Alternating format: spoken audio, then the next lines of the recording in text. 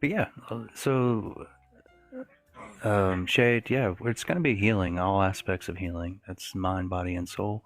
Um, any way that you've experienced, like what you're doing right now, meditation, it's a really good example.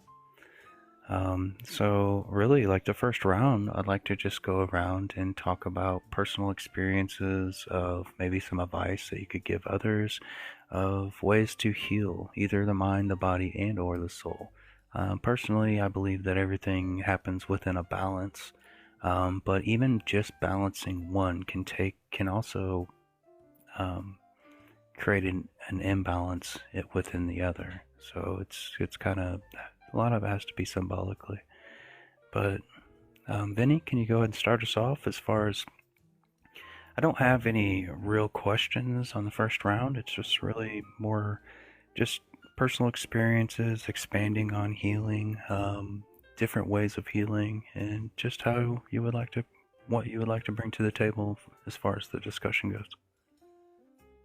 Hey, yeah, thank you for having me.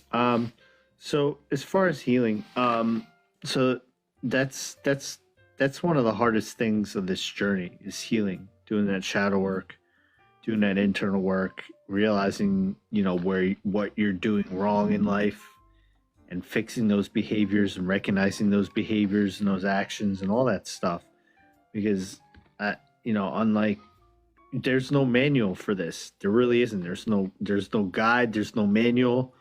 When you come into this journey, it's a lot of confusion. For me, it was if it wasn't for TikTok, I probably would have gotten lost a long time ago because you're walking blind a lot of the time and you have to trust your intuition, your instincts, and you get hit with, and as you're seeking, you get, you hear the truth and you hear where you need to go through other people, or at least that's how it happened to me on TikTok. People would speak to me and it would resonate with me.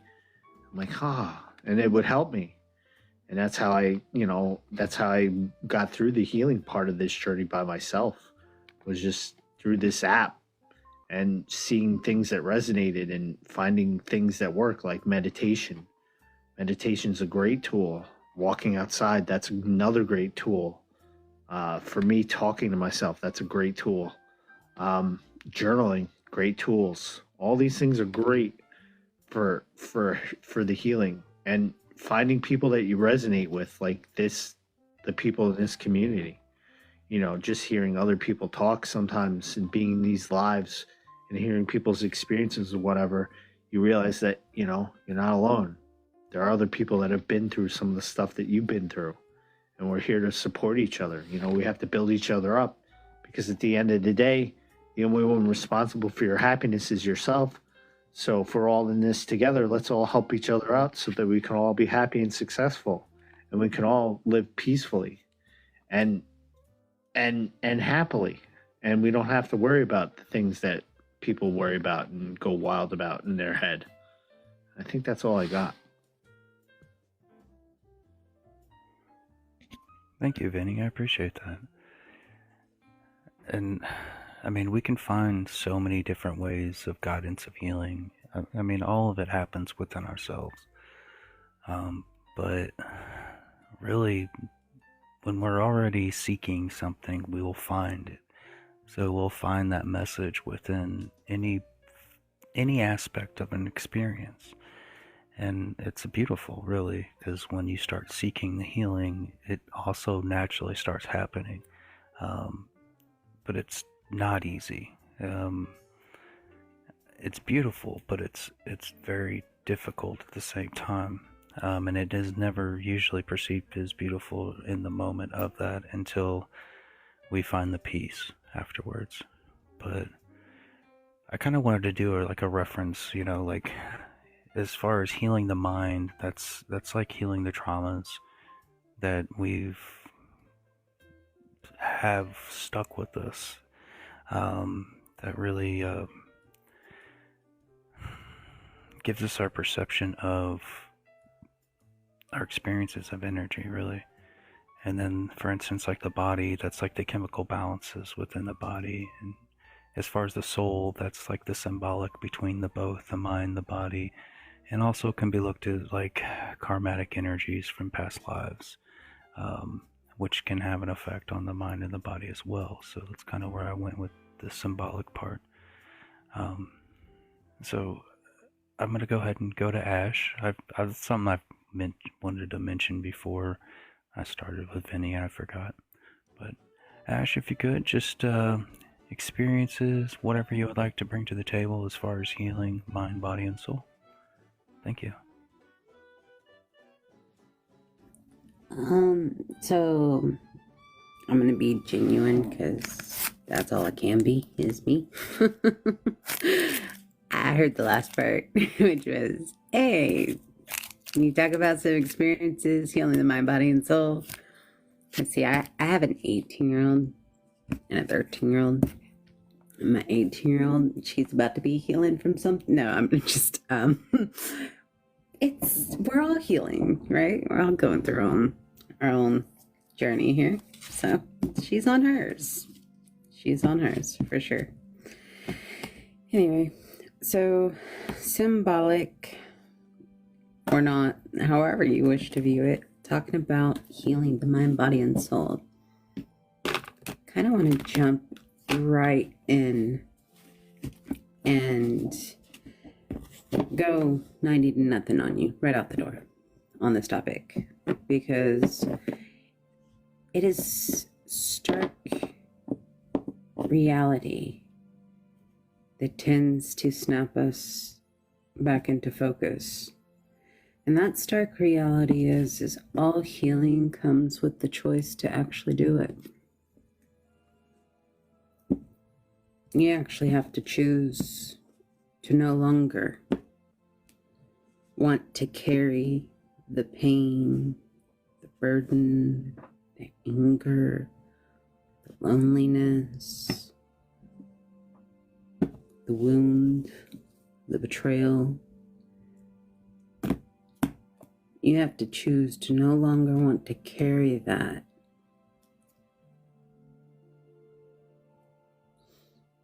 Shadow self, that attachment.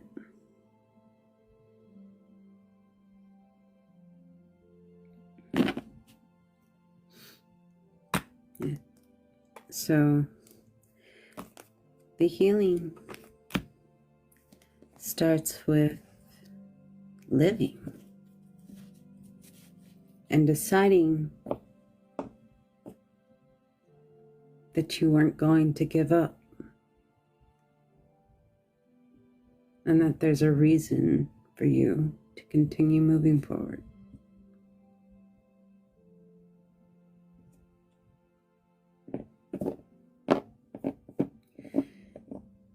In this journey, we recognize that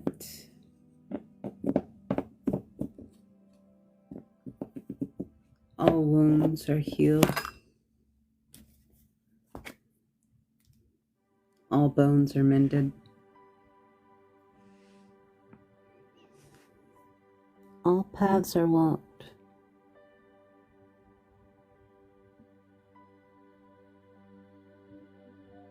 Only through the grace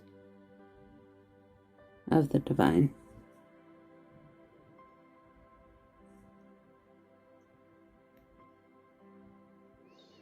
It's through choosing the light inside of you and wanting to see it grow. That first choice.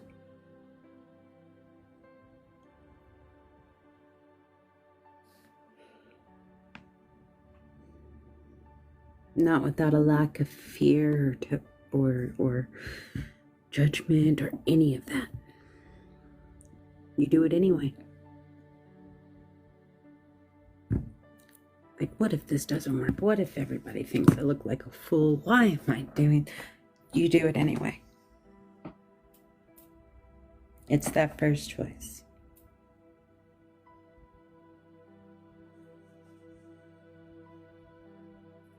And that is where I will leave my first entry in this beautiful night. Thank you. Thank you. I wanted to add to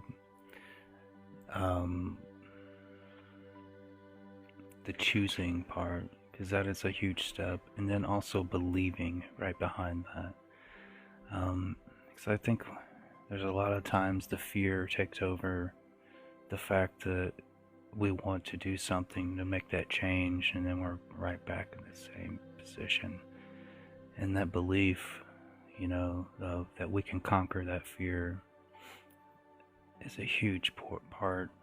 Even with like when we get into the placebo effect of how our mind really enhances the healing process when we believe that we can do it.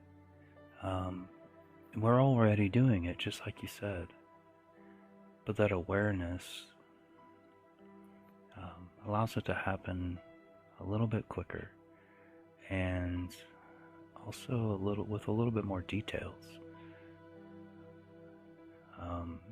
But putting that intention into it is a huge part in following through. So I appreciate that. Thank you, Ash.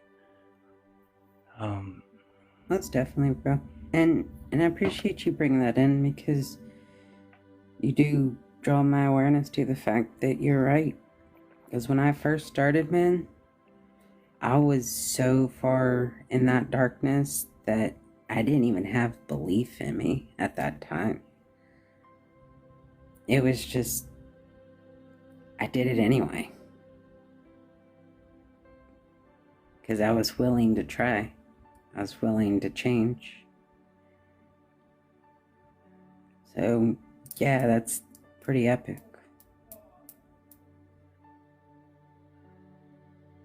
You were determined. Sometimes we find places in our lives there's no other place to go.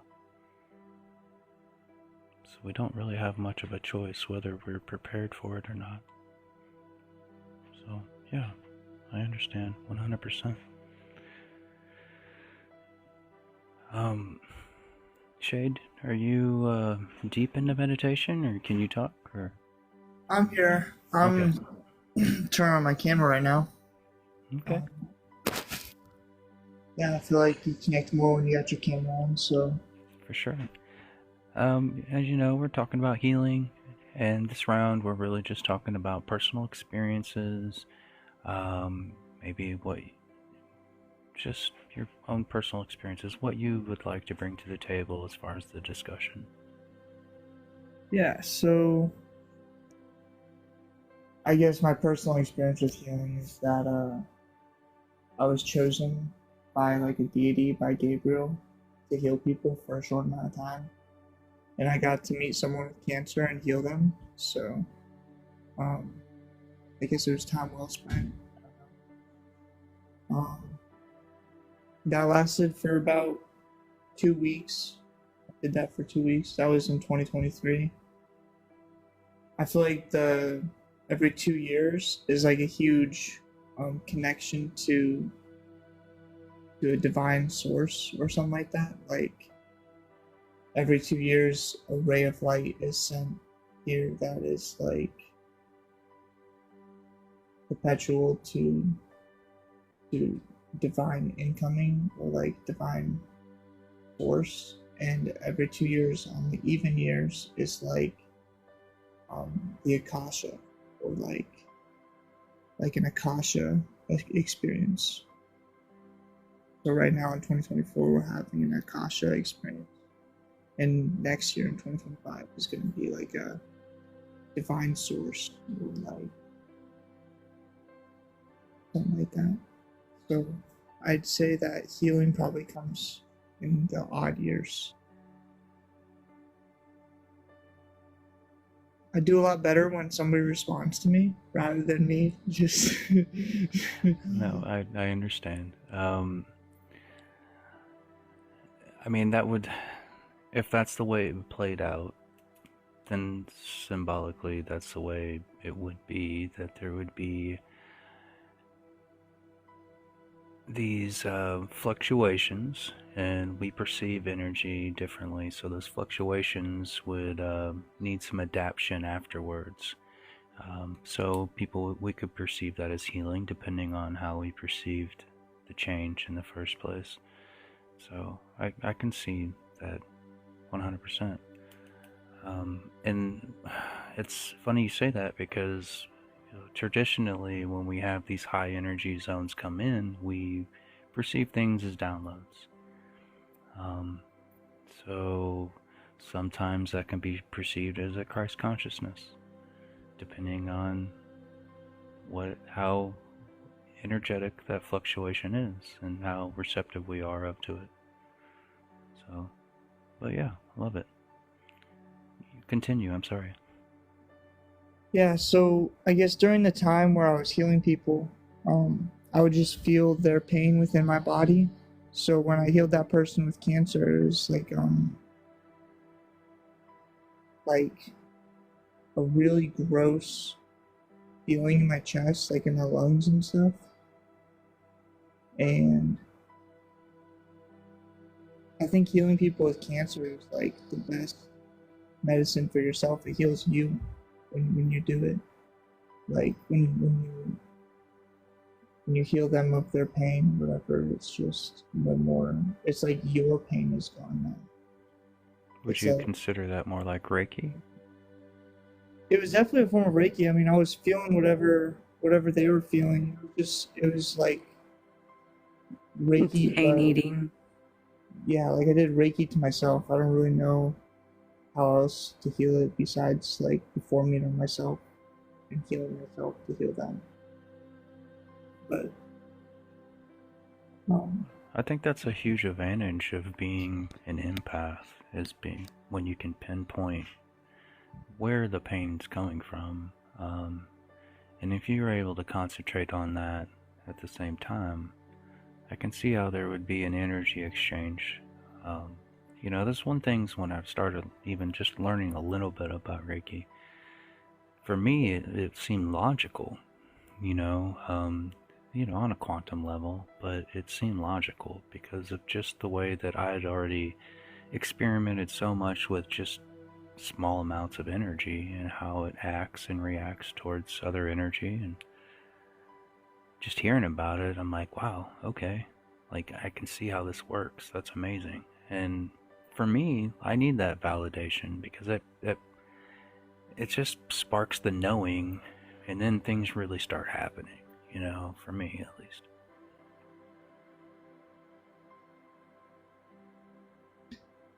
I think that if I could give one understanding of what it's like to heal someone, it would be like, imagine you stub your toe, but the brick you stub your toe on broke. So like you didn't have anything to be angry at because you had broken the thing to be angry at. That's the best way I can explain it. I understand. I've only done it astrally. I've dreamed about it a lot. I used to dream about myself just being energy, just a ball of energy, and I would go around all these different hospitals and I'd leave just a small amount of my energy with everybody until I was almost depleted, but I was still there, and then I would wake up.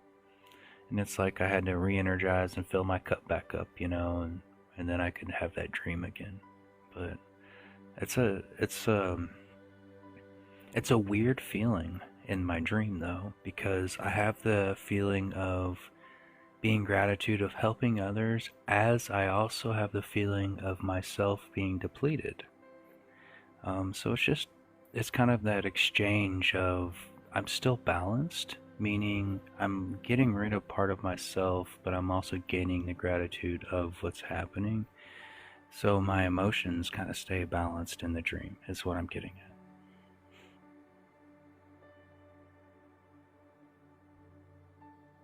Well, thank you for your time. I'll wait for Philip and us to go around again. Okay. Thank you, Shade. I appreciate you, brother. So, yes, we'll go on to Philip. If you could, just any personal experiences of any type of healing that you've experienced through spirituality, and just anything you want to bring to the table. Thank you, Philip. Um, I guess I sometimes I was just talking to myself. Um, I cry. Something makes me cry. I get emotional, and then I think about why, and then I reflect on, because it's not a sad cry. It's like a happy cry, and yeah, and I let it out because, otherwise you just get a headache. So, yeah, I've found that works pretty well for me. Just reflection, realizing the moment where in my life that, I overcame that, the sadness cry of it. I guess because you can have a happy cry and a sad cry about the same thing. Definitely. Um, they it's a it's a response of relief. And that relief doesn't have to be a negative relief. But our body responds on usually really close to the same similar actions of the polarity, meaning even love and hate and um, adrenaline of excitement compared to adrenaline with fear. They're those amplifications of energy that can trigger the same responses, but out of a different energy. What I mean, and it's just a natural response, and it's like I learned so long ago, early 20s, that I had to get rid of that shame of crying. That release was amazing. It was things that I needed to do, and holding it back because of societal thoughts, things that I was taught and the way that I was supposed to act. Come to find out, my father wasn't like that. He was just teaching me what he was taught. I caught my dad crying multiple times over certain things of his life. But he did it, what he call a closet crier. You do it alone and stuff like that, which is fine. Like I'm not out in public crying in front of everybody, but I'm not ashamed when I do cry. It's a natural response, and like it's honestly it's beautiful within ourselves, because when you're talking about crying about joy, like that's an amazing response. That's an awesome, authentic response that you don't see out of many people, to be honest. Thank you, Philip. Is there any more you'd like to add?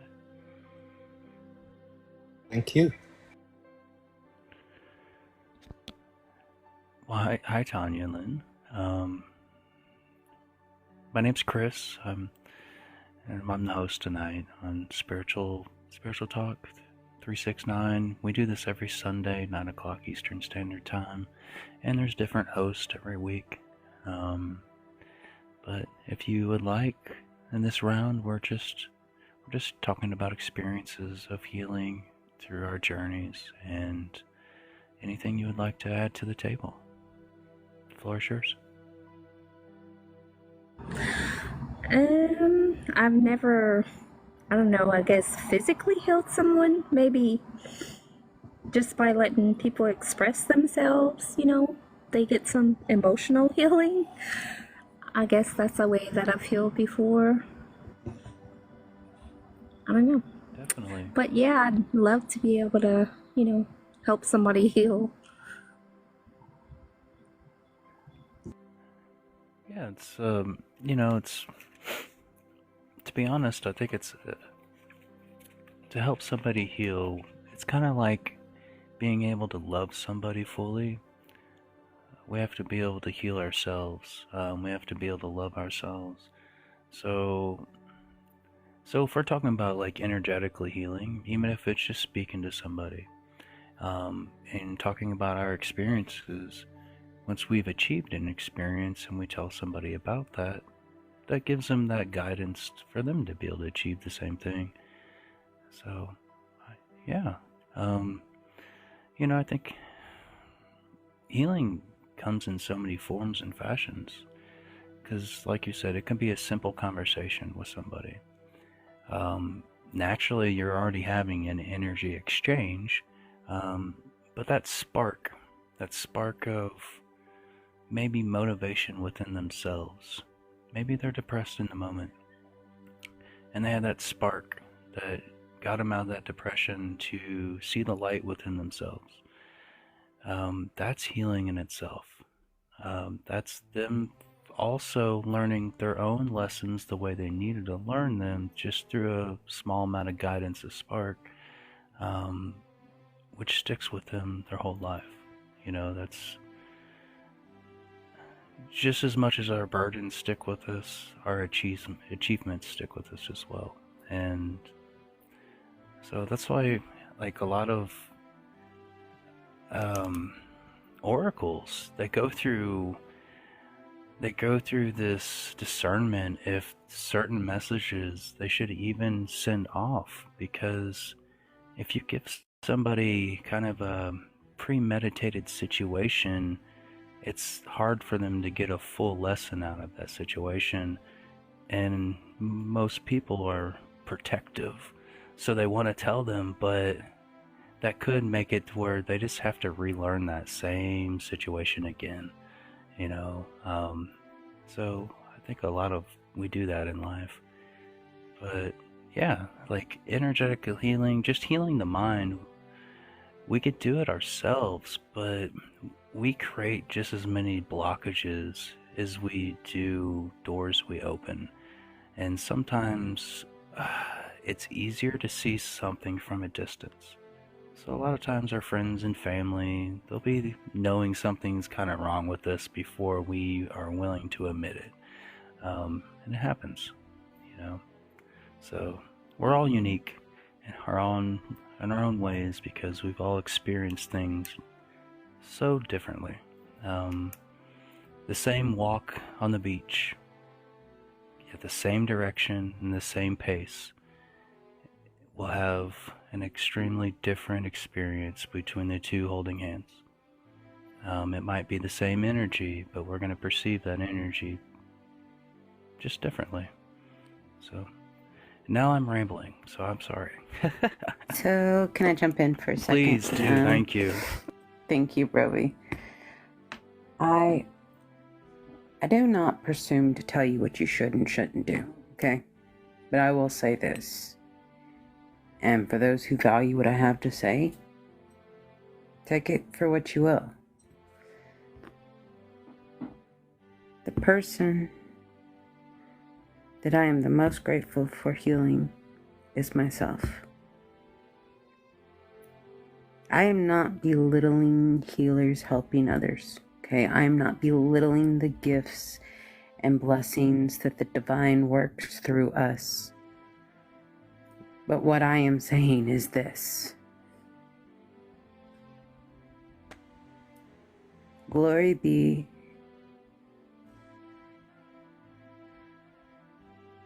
I could heal 100 people, but if I did not heal myself and secure my ascension, when that day comes, it doesn't matter if they put a medal around my neck if I'm wearing it in the place that I don't want to be, which is not ascending to my next level. You get what I'm saying? Okay? It's great to be a healer. I've laid hands, I've healed hundreds to, no, I mean, realistically, I've healed thousands of people in my lifetime, okay? I'm telling you, I've watched people get healed and then turn right back around, and within 7 months, walk into something else. Because they weren't ready yet. Doesn't matter what anyone does to anyone else to help. We are just tools in others' lives. We are just the tool in others' lives.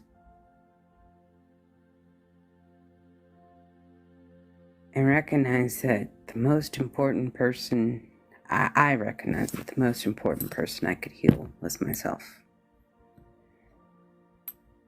So I do want to continue moving forward. Much love. Thank you for giving me the space to share that. Much love to you. And I agree, when we talk about tools, you're only as good as the tools provided. You can only do what job you can perfect in with the tools that you have to use. So that reflects on the same thing that you're talking about. That for us to be utilized as the best tool for another means that we need to work on ourselves. We need to be able to project the best of us out to others to have that higher energy exchange just naturally. And that's just walking down the street around others. When we talk about biofield exchange, where that's where someone can light up a room when they're just sitting in the room very patiently, quietly, without saying a word. And it can happen. It does happen. It happens naturally.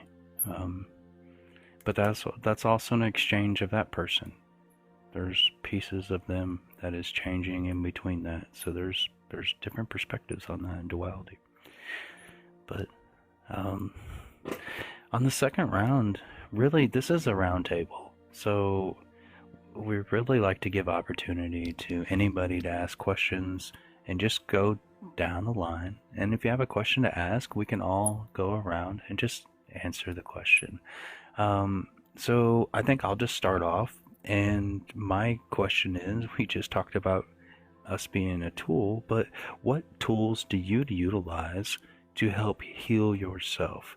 I'll kind of kickstart it off. I do utilize meditation.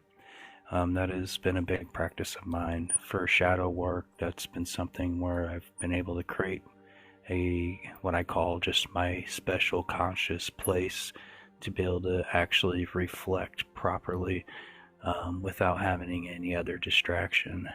That's helped out tremendously. But I also use other tools to create what I call happy endorphins.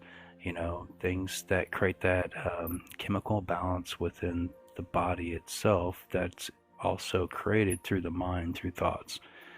So that's something that I practice. For instance, even just every night I practice before I go to bed, thinking about the things that I'm grateful for. And it naturally allows me to wake up in that same mood where I'm already thinking about the things I'm grateful for. Just kind of sets the intentions for the day.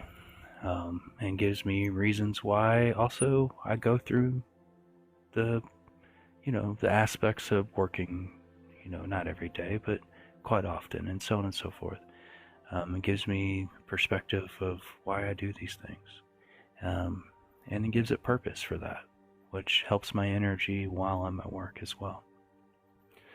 So, Vinny, would you like to kick off with that question? It's just basically, the question is, what tools do you utilize for healing purposes of yourself? Yeah, fabulous question. So for me, one of the things that I struggled with before was my self-image. So part of learning how to heal that was learning the power of words, right? Because words that we use to describe ourselves or explain ourselves can have an effect on ourselves. So if we use negative words on ourselves, then we have a negative image of ourselves, and we all know what happens with that, or at least I do, because I walked around like that for years. So using positive words like I am statements, like I get up in the morning, look in the mirror, and I go, I'm looking good today. I'm looking younger every day. And I'll follow it up with, I have as much energy as I did when I was 18. That's how I start my day. Just saying I am statements to create those in those scenarios in the future help as well.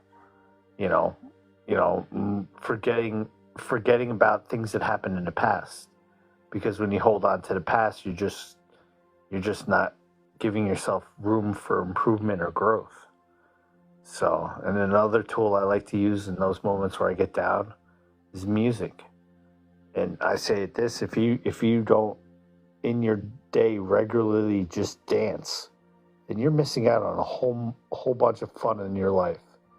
Because dancing is some of the most fun thing you can do to help you heal yourself when you don't feel like you're into it, or maybe your energy's down, or maybe you just need a little something to get you going.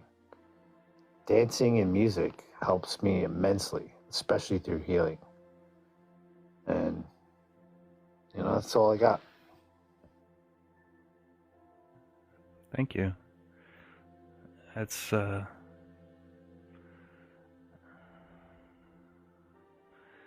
it's very true. Like, I think a higher percentage of people use music for healing without even calling, we don't call it healing per se in the moment.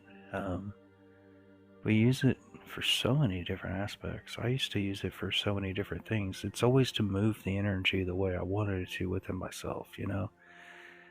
Back when I used to race motocross, I had a practice helmet that had headphones built into it. And I had it wasn't MP3s back then, or whatever they are, but I had like a Walkman, but it was like strapped to my racing uniform, and I would always listen to like hard rock to pump myself up, to get that adrenaline going before I even got on the bike, and it would kind of set the mood. But I would always only listen to that, honestly, when I raced. And then when I was done racing, it was time to set the mood for how I normally am, which is kind of the way I am today. I've always been a pretty laid back guy. It wasn't until, until I really enjoyed the adrenaline rushes, but those adrenaline rushes were momentarily, and then I would just come back down to my normal chill self. So I don't know why I'm even talking about that, to be honest, but I used to utilize that as a healing as well. Like, I was addicted to adrenaline. It was it was so natural since I started racing motocross at 5 years old, that when I wasn't racing, I had to find something else kind of get that little kick. And naturally I was already just built, I guess you could say, to be calm. I've always had a lower heart rate. It's just, in comparison, I've just been on the lower scale, which naturally makes me be just kind of that chill vibe. But anyways, Fire Ash, would you like to answer the question, tools and/or practices that you've utilized for your healing journeys? Yeah. So, real quick, bro, it's going to be a real grainy picture change. But I'm going to do this. I'm going to do this. And for those that end up just listening, this and this is me changing my picture and expanding my box. Come on. Save the picture. There we go. What is healing? Let's just talk about that for a second. What is healing? Okay, this is a summary. Healing was defined in terms of developing a sense of personal wholeness that involves physical, mental, emotional, social, and spiritual aspects of experience. So, you can also look it up and you'll see that it is helping someone overcoming an undesirable condition that they're inflicted upon them. It's also, what they say, there's so many different ways to say it. So when you look at it, though, ultimately, what are we doing? We're providing change concentrated on the wound, concentrated on the point of impact, okay?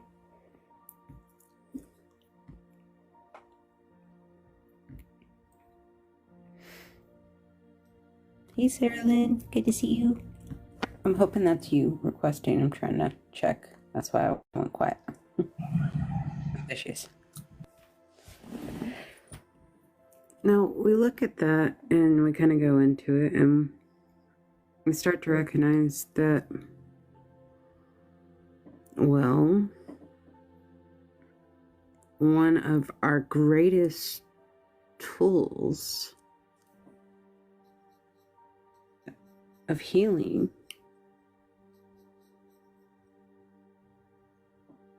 is the will.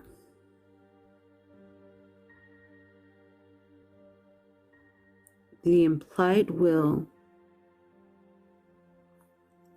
to stop what was and help it become something new.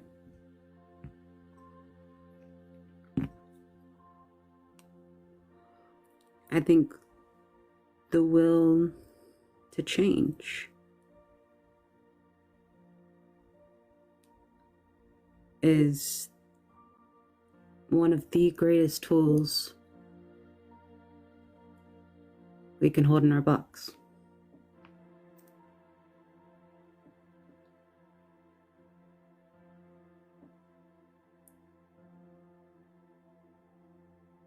That's all I got.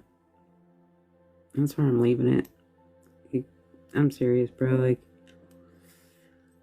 I use so many amazing tools that have helped me throughout my existence. But ultimately, I can genuinely say that if I source it back to everything, sources back to that will, that choice of finally, like, deciding, all right, enough is enough, and I've had enough. What's next?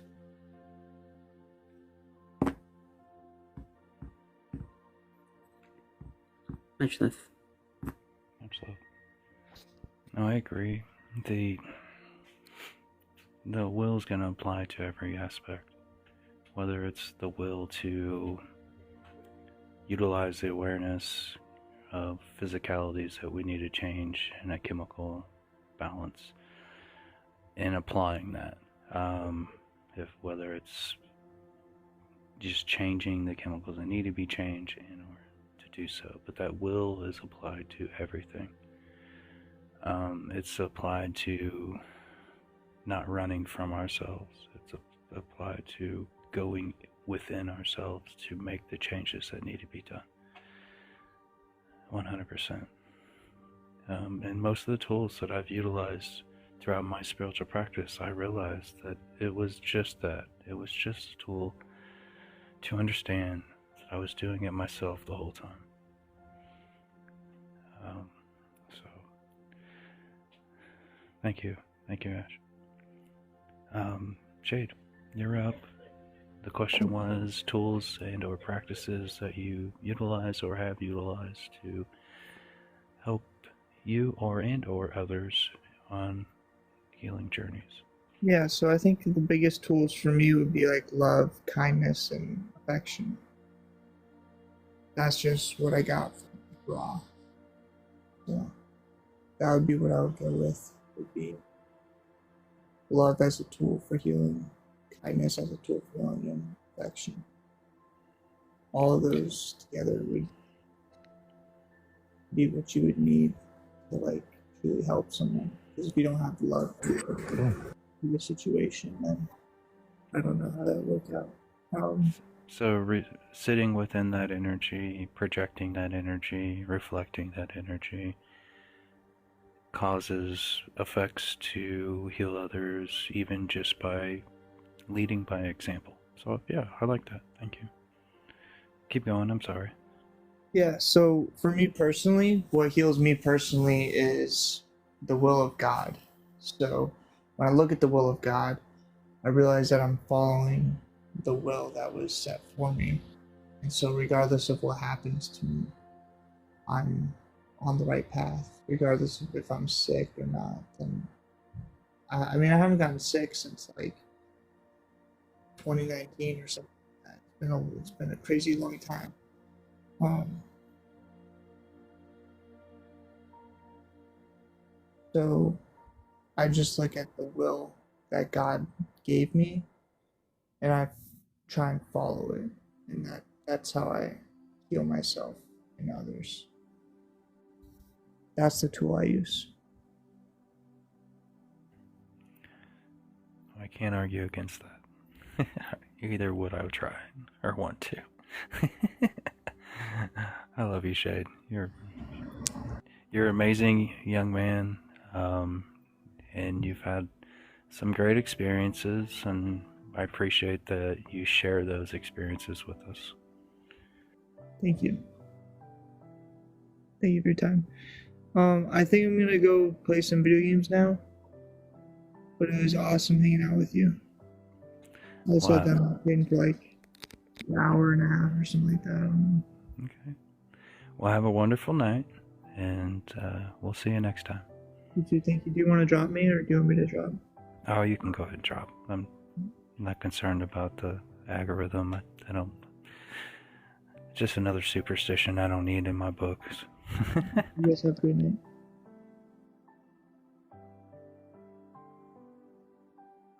So, Tanya, would you like to answer the question? Do you need me to repeat the question?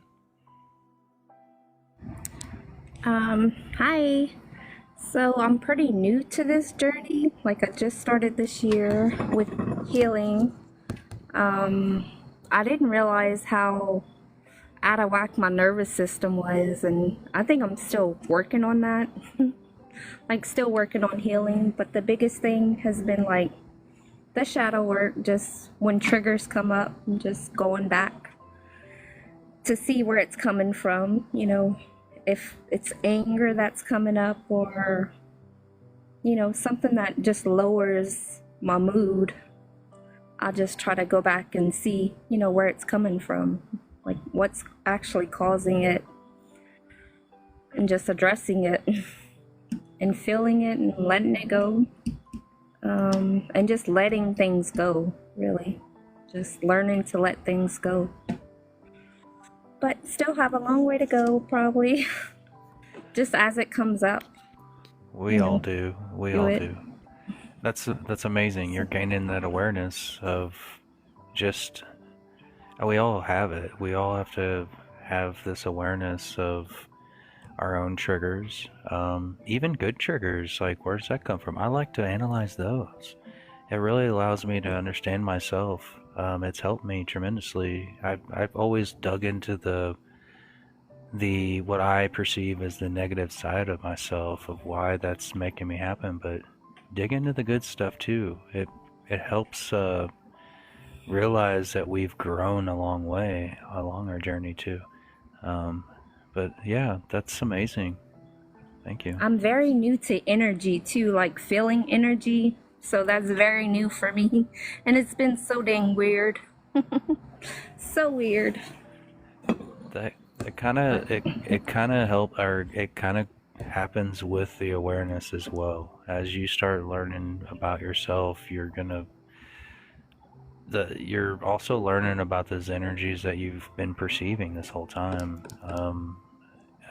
And for me, like, I've considered myself an empath, um, or I don't even usually use that word. Energy sensitive is what I consider it.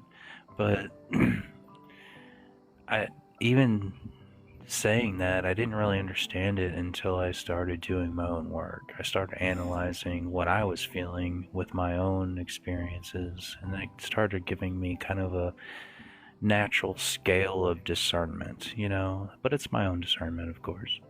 So, It's definitely something I have to get used to and just realize, when my energy's out of whack. Like right now, it feels kind of wonky, but just when I feel that way, I try to like meditate, I guess. Just release, close my eyes and release and breathe, and it helps. It does.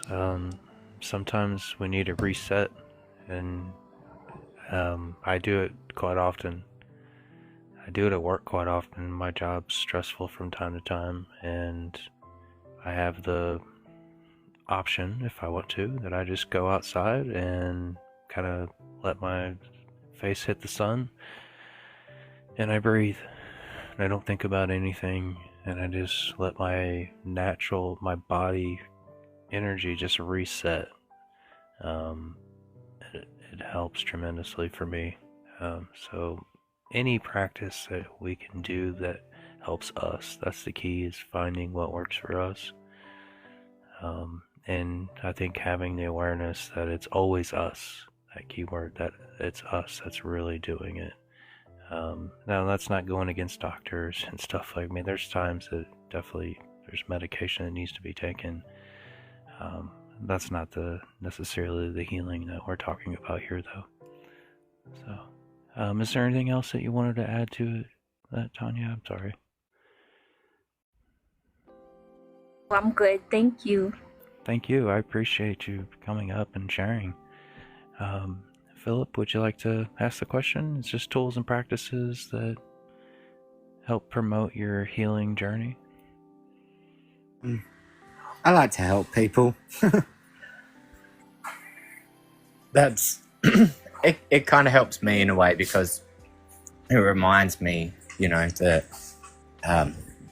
that usually it's because I was in a similar situation, that kind of try and help people with stuff I don't know anything about. But I think Tanya was saying she's still reasonably new to TikTok, and maybe having a camera on maybe gave her that energy, because I was a bit, I don't know. I was told once by somebody that if I turn my camera on and there's a female in the room, they might think that I'm showing that I have interest in them, And I didn't know that about that. So it's I don't put my camera on anymore, but just helping people, like letting Tanya know things like that, and just because making the world a better place is better. It's definitely not worse.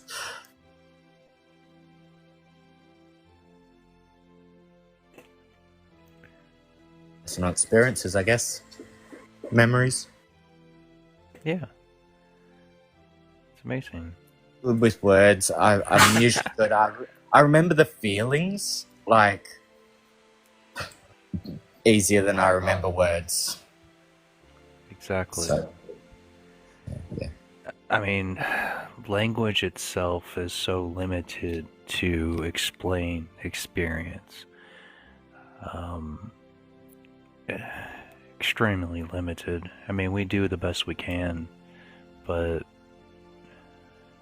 an experience is individual, So, yes, definitely. I appreciate you, Philip. So, earlier someone was saying about things, and it's difficult if it's somebody else that is doing something wrong. Like, you cannot change that yourself.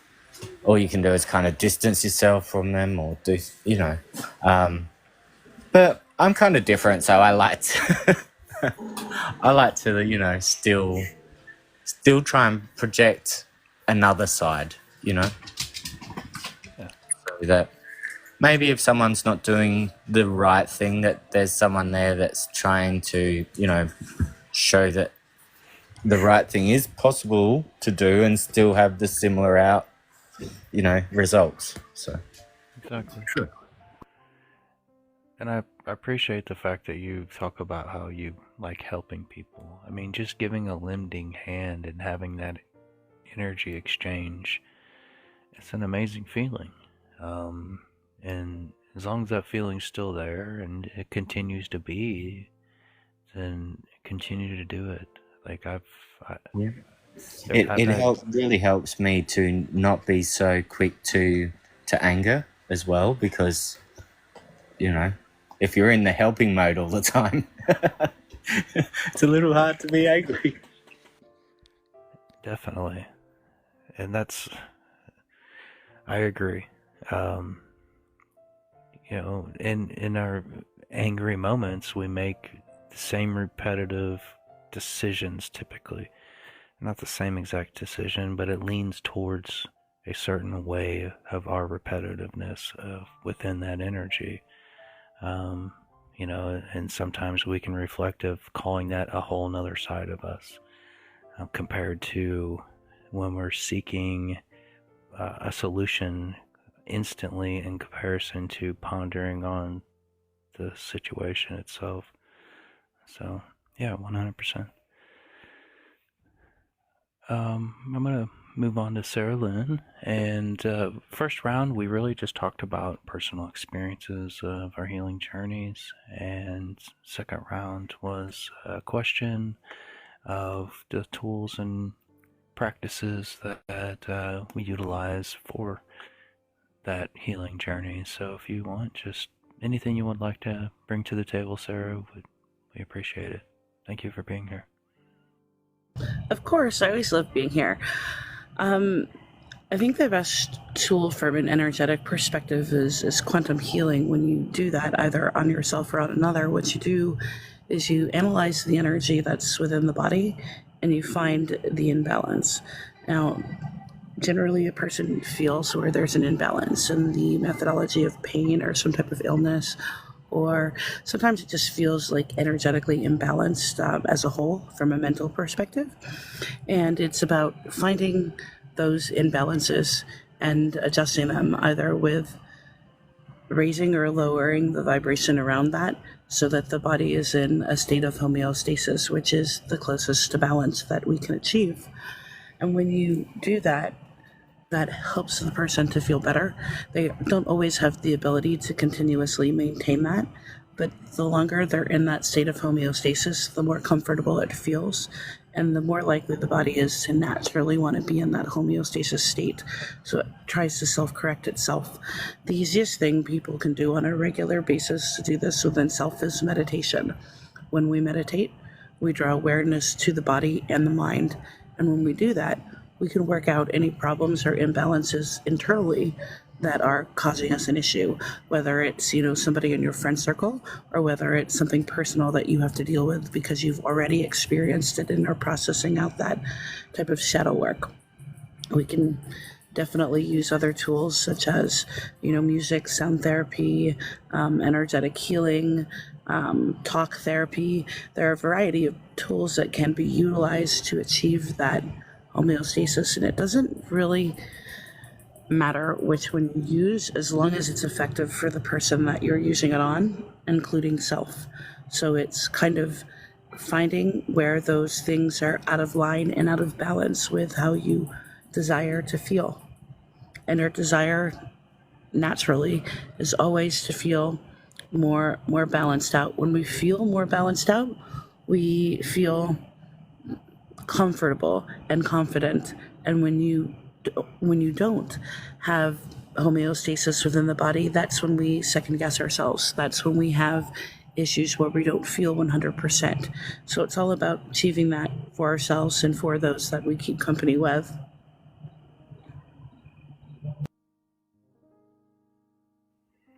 Yes, definitely. And, since everything is kind of always constantly moving, we are also constantly creating an equilibrium, and even if we don't eat at the exact same time, that's an off balance in comparison to what it was the day before.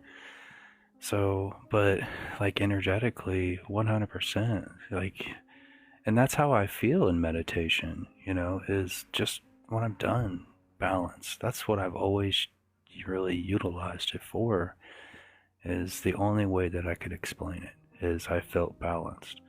And like we still adapt even within that, like if the energy and our surrounding energy has spikened, we're going to adapt to that, but we still are going to find balance in between our adaptation. And then it's just healthy to maintain that balance. In my opinion, it's extremely healthy. Just being what you could call a victim, but not a victim of myself, of depression many times of my life that I don't ever expect to do again. And if I do, it's going to be a completely different level than it ever has been. And what I mean by that is just it's going to be much higher vibrational in comparison, because of awareness comes with responsibility, and my awareness that I have now within myself, I will not allow myself to go down as far as I have prior in my energetic levels. I could still reflect on them and feel them, but I will never perceive life ever again that way.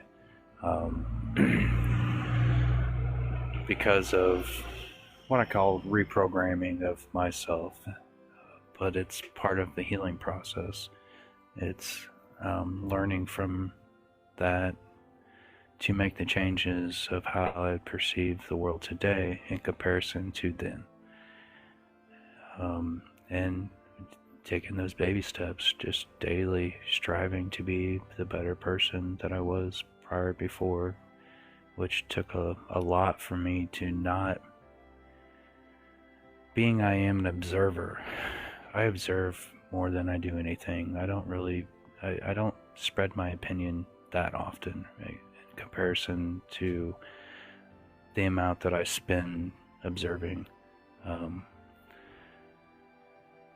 I just lost track. I'm sorry. I don't like speaking about myself anyways, so I'm gonna move on. Thank you, Sarah. I appreciate it. The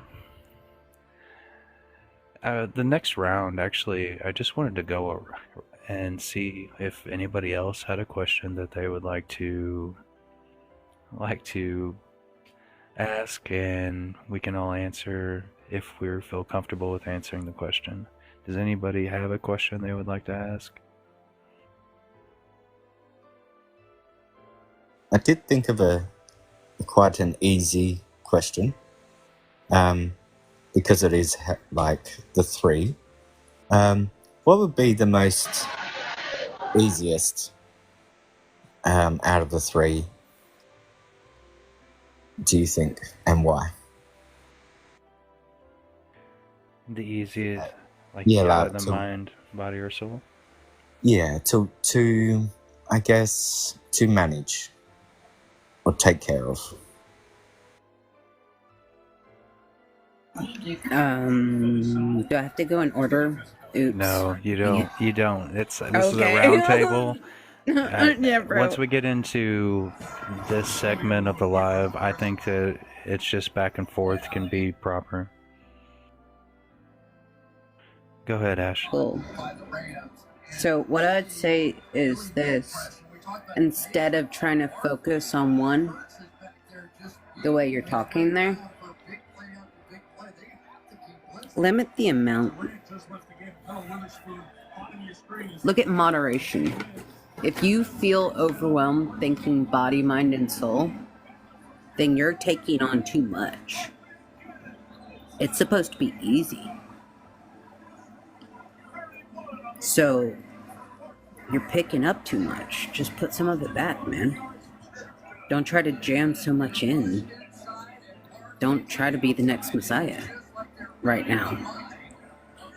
Like, not saying don't. Like, I'm not dream, have your aspirations, do what you're gonna do. Okay, I'm not gonna tell you what not to do. Y'all already heard me say it. I mean it. Okay, I'm just saying, like, be a little more compassionate with yourself. Do you think any of us learned any of what we're talking about overnight? No. Do you think we learned it in the first 3 months of being new to an experience? No. You know, you're sitting amongst people that are all adults. We've lived life. We've had the experience. We've grown in the increments of as we've taken the steps, you know? So that's kind of what I would say is scale back. I would say just like the easiest one for you that's been in your life personally. Like for you Ash, it's probably been the soul. That's kind of been natural. It's probably for everybody here, but just an easy question, you know. I personally think it's going to be different for everybody. So, for instance, we could be unbalanced because we've got into fitness and all we did is really concentrate on our body, but we never really went into this is just hypothetically, but this is also a lot of the way things are portrayed in the fitness world. You're constantly pumping yourself up with more of testosterone thoughts, and it gets even off balance within that level of energy, in my opinion. And if that in particular had already had previous traumas, it makes it even more difficult to go through that because of just the way society brings things out. So it could be harder for someone to sit within themselves and correct the things that they want to correct because of that fear that it brings in comparison to the fitness part, which also has fear involved. It's a different level of fear. Sometimes that can bring fear to the conscious level of you have to look a certain way, and that could also be the reason why it drove that in particular to do what they did through fitness in the first place. So there's different aspects. Like for me, it was really hard to go back to traumas. It took a long time for me to actually fully forgive. I remember for a long time I used to say that I did forgive myself and or situations and people in my life, but I'm grateful that I kept going back to that because I realized I really didn't, and I was still holding a lot of residual energy from a lot of things that happened to me in my life that didn't need to serve me now. And so those were the most difficult parts of my life. The most difficult parts were me not being aware of why it was happening, but me being completely depressed because of living in these energies. So just learning about myself, becoming aware of myself, what experiences caused what, to the root of it, not the residual experiences, because those all pointed to the root eventually. And I'm still doing it. I just went through a lot of the ones that created the most or the biggest effect on me, the biggest impact, in comparison to ones that I want to still mold my characteristics of who I am to, raise that level of ascension, that vibration that we talk about. We still have to, our soul, we don't erase. The soul, in my opinion, is the memory of every experience that we've ever experienced. It's kind of data logged into our soul. We don't have to generate all the energies that we've experienced. We generate the energy that we want to experience. and the rest of it's just there. It's but it also has a play, like when we get into karmatic experiences later on, our balance as a soul is also within those lowest perceptions that we've had, in my opinion, because they're still just deadlocked within that. But yeah, I'm rambling again, sorry. Anybody else answer the question? Awaken, thank you for coming in. Actually, yeah, I did kind of want to answer the question. So for me, the biggest thing was the mind, right? Because that's what gets you in the most trouble. It's what you think about, that self-talk, what you say to yourself, all that stuff. So if you can work on, like, if you can work on the hardest thing, which is your mind and how you perceive life and how you take in life and how you react to life, then the rest of that comes along with that, right? Because then as you're seeking that knowledge and learning how to, walk around balanced, you're learning how to, treat your body well and work with the energy within yourself. And that also makes your soul happy. So it all kind of works in tandem, but it's a journey. Some of us have been doing it longer than others, but it's the fact that we started the journey. That's the most important part. We chose ourselves. We should all give ourselves a round of applause because we made the hardest choice in life, which was to, no matter what the outcome was, no matter what happens, we're going to choose ourselves and we're going to make this journey because we know we have to. And we know that we can't go back to what we used to do. And what Sarah Lynn was talking, it triggered something in me, and it made me remind me of something I've been battling with. It's something that's kept me kind of stagnant on this journey, and it's the fear of failing. And that's been a big part for me. It's been a fear of failure. It's like, but in the past I failed, but I know now it doesn't matter. It doesn't matter. I'm not the same person I was, right? I got different tools now. I got different experiences. I got different everything.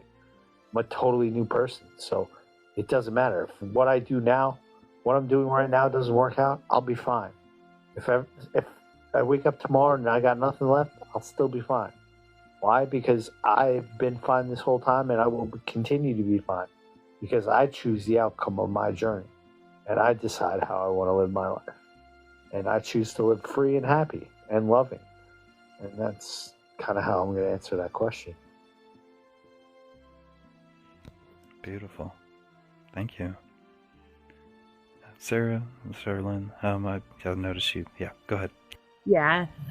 I don't think it really makes a difference. Each person is going to find that either the body, mind, and soul is a little bit easier for them to work with. And I don't think it's necessarily important which one you work with, because when you work on any one of those aspects, all of the other two are going to be affected as well. So when we take that into consideration, we may spend extra time on the body, but if we shift too far into that, we're going to have an adjustment. It's going to happen naturally. So you're going to be forced to work on one of those other two aspects as well. So it's all going to balance out. It's just kind of taking it with stride, because if we are hyper focusing on one area, there might be an imbalance. So it might kind of shift back and turn the tables, and then we recognize that so we can address the other area or areas that we are kind of lacking on. So it's kind of like a give and a take, an ebb and a flow. And that's pretty much how it is. The only thing we have control over is governs over action and our mindset. So when we take it in stride and realize, like Vinny said, we're all going to be okay, even if we're not okay in that moment. That moment's temporary. Moving past that, seeing past that, and recognizing that there's something beyond that not feeling great this moment is what's valuable. Definitely. 100%. And I like how you mentioned that even creating a balance within one aspect doesn't mean it's a balance necessarily between all, and they will all affect. It's symbolic. So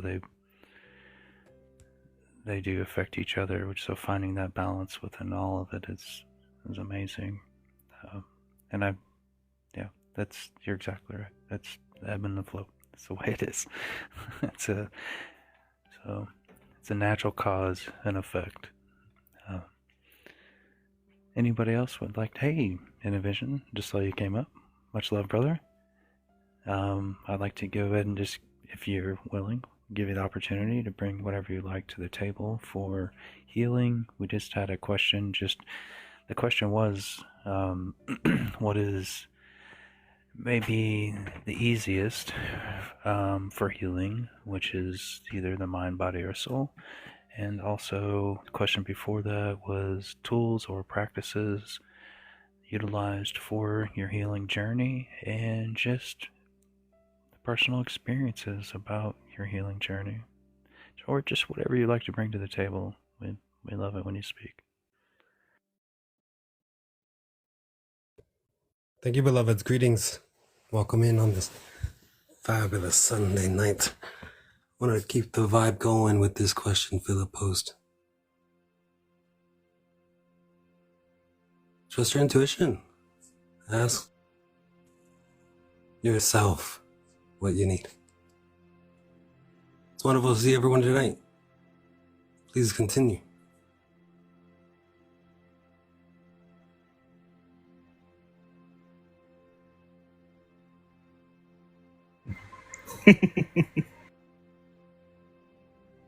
Look, I'm in his boat because I'm like, the way you asked it, I'm like, yeah, but even like if you asked me to answer your question the way you intended it, right? If I answered it the way you intended it, my answer actually doesn't change, bro. And here's the reason why. Not that you're really asking, but I'm gonna tell you anyways real quick. The reason why is this: when I went and asked myself that same question, I found that what I needed really the most was moderation. It was that I was taking on too much. And I got in the mentality of forgetting that healing can also be tiring too. And that sometimes you actually need to take a break from it and just revitalize and, maybe be creative. Whatever. Point is I needed moderation. I needed the balance. I needed to understand that, because ultimately healing all three, working on all three at the same time, recognizing that all three minds are working in unison, and having that awareness finally come to me. Like, yeah, my answer doesn't change. Well, I think everybody kind of answered the same way, just in different words, because it really was like For discussion purposes, yeah, really. of course, of course. There isn't any wrong answer, No, definitely not. That's a good thing about some questions, if you can, find ones that don't have wrong answers. Does anybody else have a question they would like to bring to the table to go for another round of discussion? I don't think we heard from Tanya on that one. Oh, I'm sorry, Tanya. Yes. Go Hey, ahead. so I'm new to this journey, but this year has been the worst year of my life. Oh my goodness. So I started off with the body, and then my emotions started going everywhere. So usually when you start working out, it helps with the mind. But I guess I guess you call awakening, the energy awareness and all that. I don't know, my emotions were just everywhere, so I had to start working, doing the shadow work stuff. And then the spiritual stuff came in, and I don't know. I'm still trying to balance out. I know it's about balance, It's good to have balance, and yeah, because things can get out of whack. fast.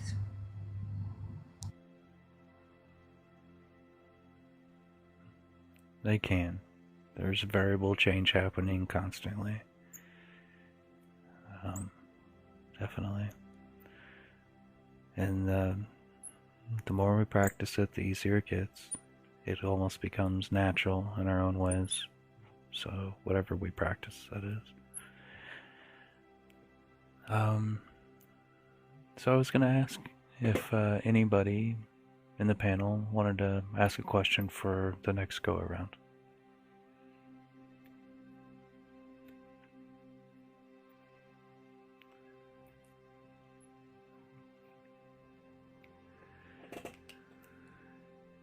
I waited. I waited. It was like a whole pregnant, whole seconds. You're fine. I was gonna think of one real quick if I had to. All right. So, with this topic being what it is, I really would say this. I would ask,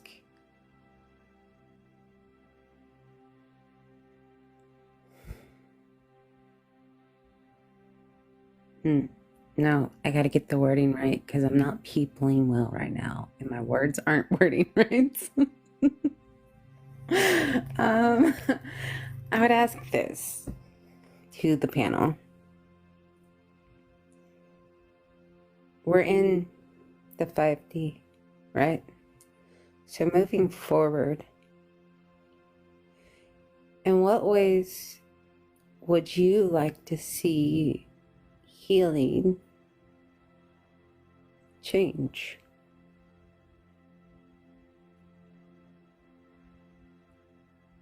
In what ways would you like to see it change?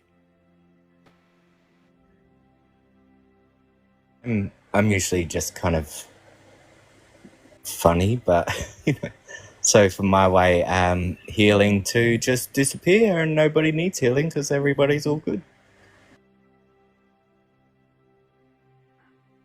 I like that answer. Philip.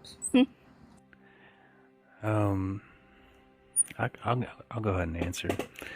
What ways would I like to see healing change?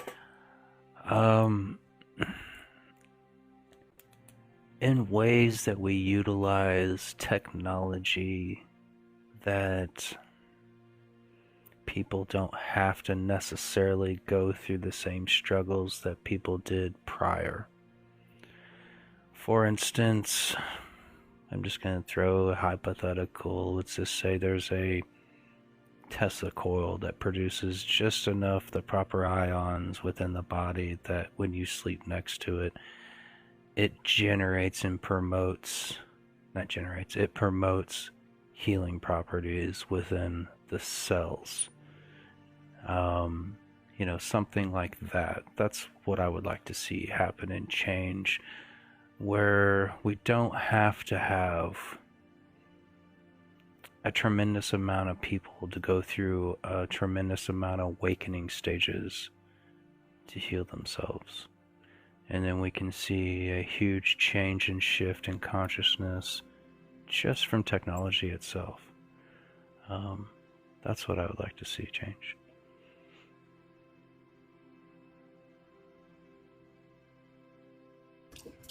Brothers and sisters, if I may.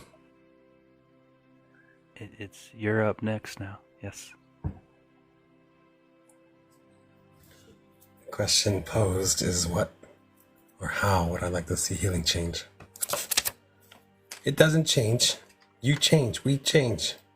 We must accept our healing for what it is. We must accept our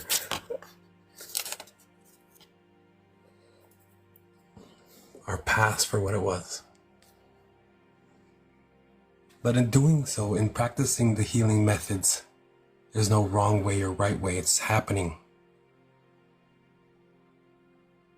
Yes, you can take the time to bask in the level that you've gained of your healing journey. Sometimes you have to because of those loved ones around you or those little puppy dogs you have. But it's not going to change. It's just going to get better. It will become more efficient. There was a program when I was younger called the Jetsons. And every morning they would get up and get into a machine and all these things would happen and they just go to work. That is a form of efficiency that we are gaining. We are learning this as a way of life. We're becoming conscious of it, not subconscious. It's not something that we just forget about. We live it every day. We see it. We feel it. And it's already energetically moving through this cosmic plane that we live in. You feel it. I feel it from you. So it will just become efficient.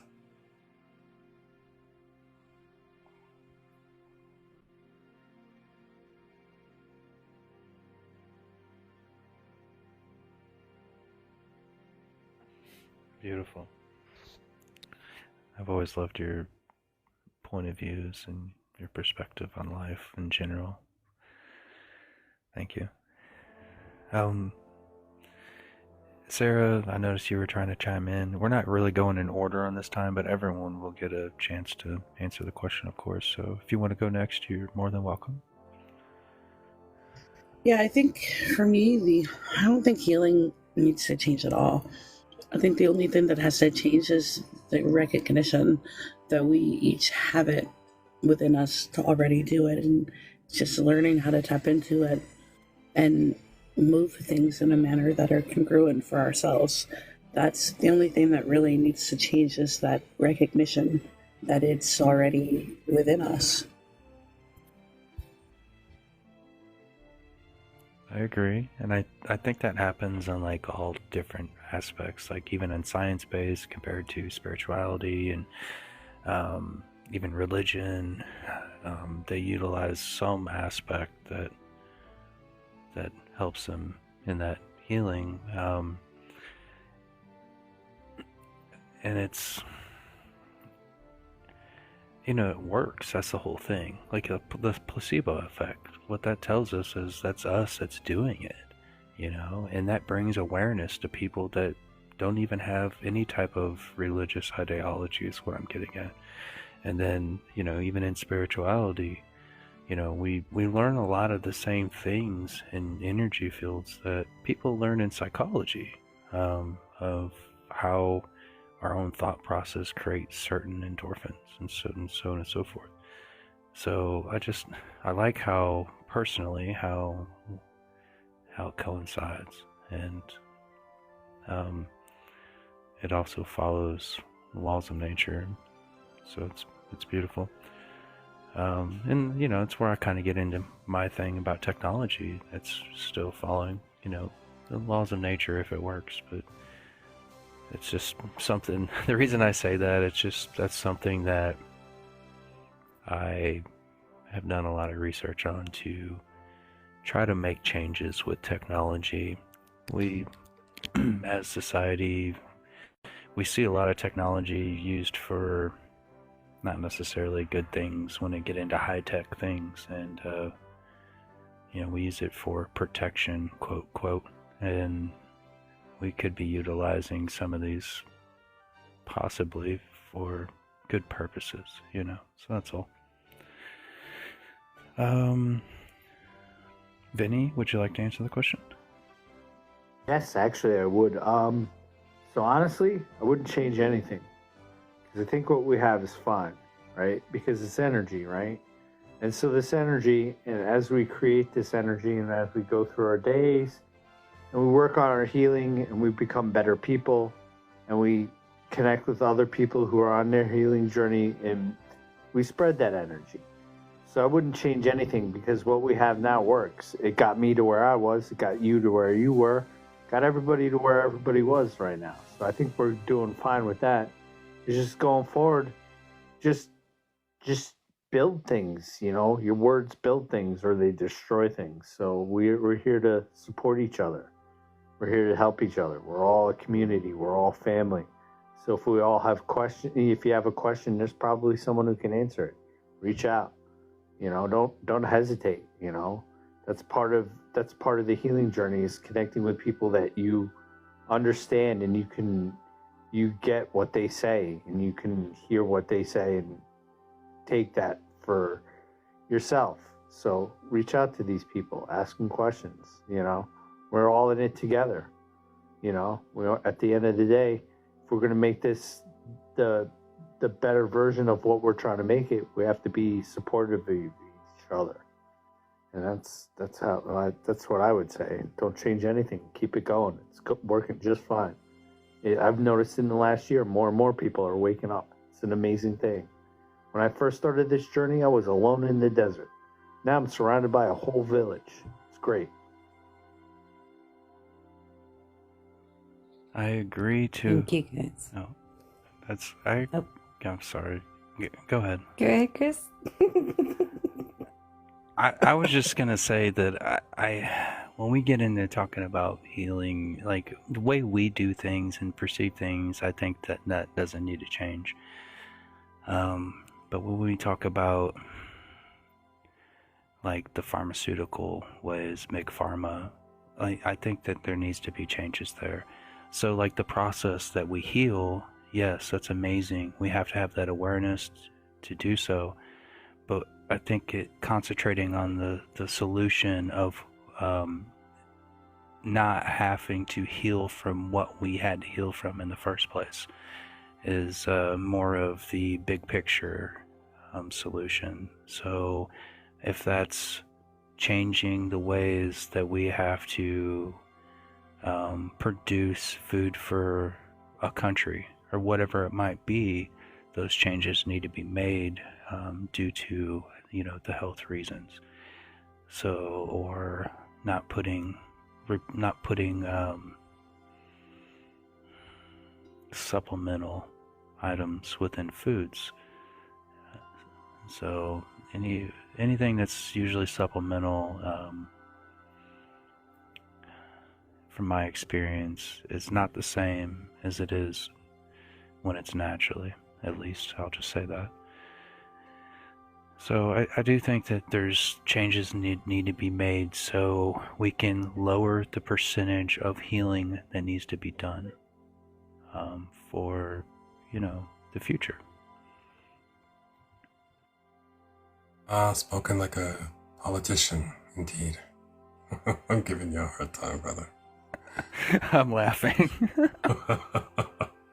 Oh, goodness. Changes need to be made. No, we need to change. It's up to us. It's up to you. It's up to you to be you. Up to me to be me.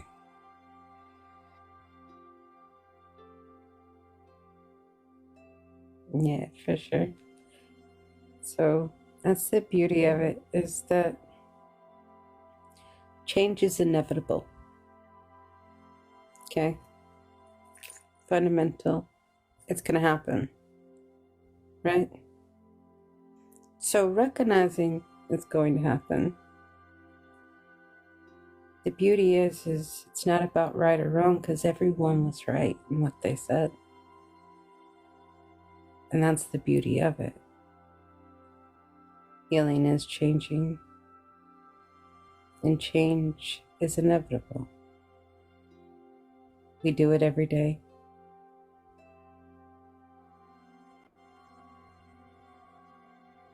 To the point that we crave it. There is a hunger in our soul that drives it.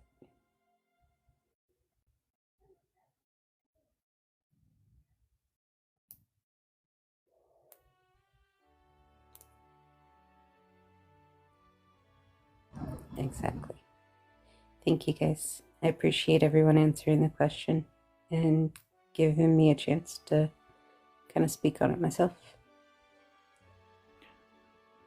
Donna, I don't think you answered that question, though. Do you want to answer that question? Sure. With my little knowledge, I'll try. I'm with Philip. I'd like to see some cosmic healing, you know? There's so much generations of hurt and pain. Like, it'd take a long time for this world to, you know, get to a balanced place. I just wish there was more unity, especially in the spiritual community, just to come together and just send that energy of healing out there. Because we do have power together, right?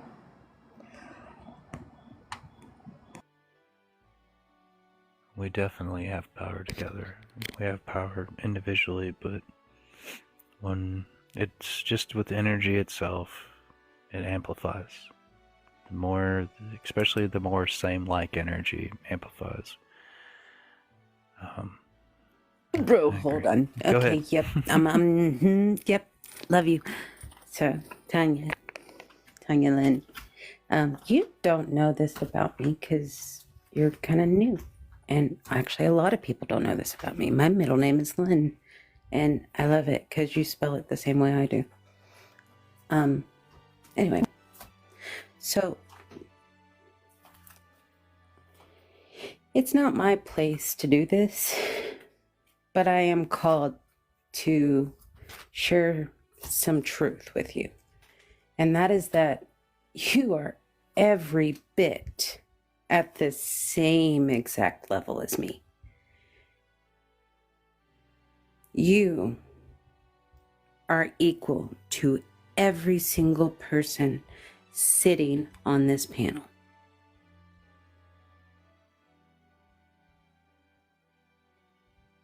Thank you. I'm working on my loving myself and, you know, just healing. But thank you for that. I do sometimes feel that people don't really, they're not interested in hearing what I have to say. The more I've spoken, the more I've found that to just be in my mind.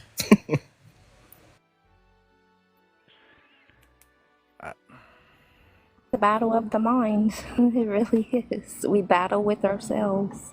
Yes. I go through that all the time. Still today. So Tanya, what can help with your healing is when you get up in the morning, start speaking positive things about yourself, right? And just do that, and you'll notice that as you go throughout your day's going to start off in a really positive energy, right? Because you're building something with yourself. You're speaking life into yourself by telling yourself, I am enough. I am exactly where I'm supposed to be. You know, I'm divinely protected. All these things that you say I am statements will help you throughout your day and help you build that, help you heal and get you to that confidence so that you can walk through your day and you can have that peace and you can enjoy the things that are all around you. Because that's what it's all about. It's things are going to come up through the day, but it's being able to return to that center, that state of peace where you're most happy. So just try to do that and life will become a lot easier. Because if you don't love yourself, I'll try. if you don't love yourself, then how do you expect the world to take you? So you got to love yourself, even the dark parts. Loving yourself is the most important thing ever. And once you do that, then the magic happens. I'm learning how to do it. It's been so long, you know, not knowing how to do it. But that's the journey of the butterfly, right? Once you were a caterpillar, and then you got to go through the metamorphosis, and you come out the other side as a beautiful butterfly. We all do it.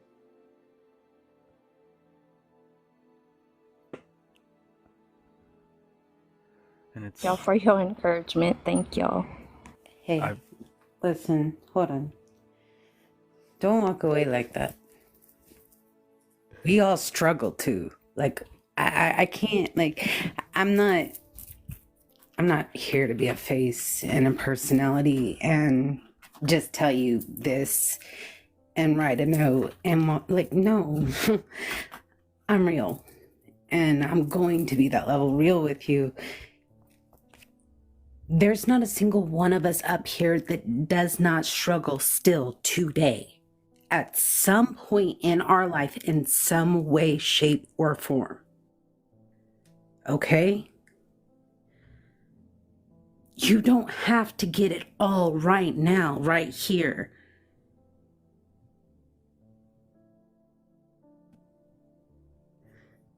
You are doing it. You're showing up. You're doing it. Every time it's scary and you still do it.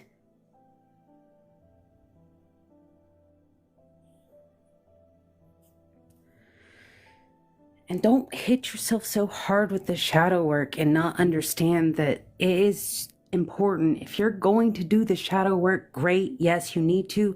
But the reflection, the mirror work, guys, if you're trying to get yourself out of depression and working on yourself, I get we need to do the shadow work, but the mirror work is just as important because you're coming out of that place of not knowing. So give yourself those boosts. Do the mirror work. Do the affirmations. If you don't know what mirror work is, Google mirror work. Inner work on yourself, light work. There's so many tools, and it just takes practice, I think. Just learning, just putting it into practice, and I don't know, embodying it.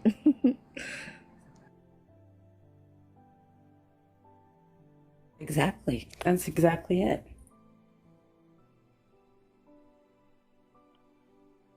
Definitely. And that's the way she just explained that, in my opinion, is the healthiest way to do shadow work. Is doing things in moderation, but also giving yourself the love that it deserves. And which is every bit of love that you can ever generate with what you know as love, which everything grows through perception. Because we are typically really hard on ourselves when we get into these situations of shadow work, which also means we need that polarity to find that balance within ourselves, within the healing growth, to make sure that we can get through all of it in a healthy manner, in my opinion. I remember the first time that I ever bought anything to release anger was a punching bag. And that was like the first steps of my late 20s that I even started getting into shadow work. And it's just been an ongoing thing forever. Like, it never stops. We always are finding growth within every aspect of our lives as we grow, and we make mistakes even in these times. We learn from all of it, though, and it's beautiful. So, like, I was wanting to say the same thing whenever you started talking about unity, and you kept reflecting on new to this. You have all these life experiences. You're not new to anything. And your story is beautiful. Everybody's story is beautiful. So I just wanted to say that. Thank you.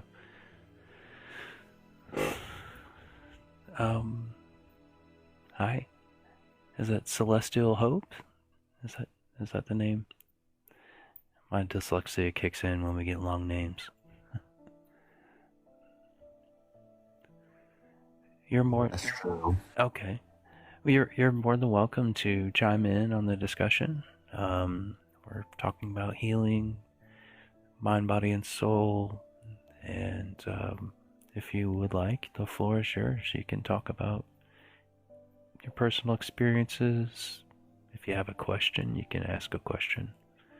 So yes, thank you for being here. Thank you guys for having me. Like, I honestly really wasn't gonna come up, but like, I've been doing my own shadow work and healing journey and going through a lot of things. And it's amazing of divine timing and coming into hearing things and hearing Tanya say that she's working on loving herself. That's something I realized last night. Where did I believe that I didn't deserve love? Where did that thought came in where I truly believe that I'm a burden, where I truly believe that there's some form that something about me doesn't deserve love? That's just asinine. That doesn't make any sense, because any parent ultimately unconditionally loves their children no matter what. Now, we as healed parents have transitioned from that place of we don't expect the things that our parents expected of us. So that lack of love kind of showed us how to love in a lot of ways. But it's transitioning and learning that you do deserve that love. And you are so right, Fire Ash. It is getting in that mirror and and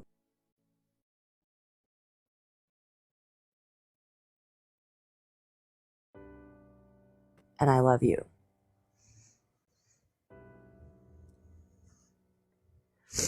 And when you go in the mirror and you truly tell yourself, I forgive you for all the flaws and not responding in a more evolved way than I had the capacity at the time. I thank you for doing the best you could with what you were given. And then I love you for your imperfections and your flaws. And accepting yourself that you are human, nothing else. You are just a person dealing with experiences just like everybody else. Sorry, I went on the tangent. I just felt like I needed to say that because, honey, you are so worth it. More than you give yourself credit for. And if you're telling yourself you're not worth it, that's just a false belief that somebody else gave you. Because at the end of the day, do you believe that you're amazing? That you can accomplish great things if given the chance?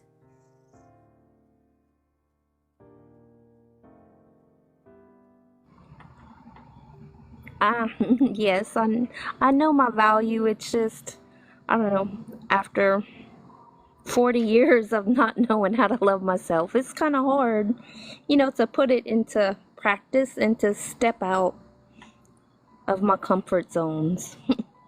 So, but it's a process.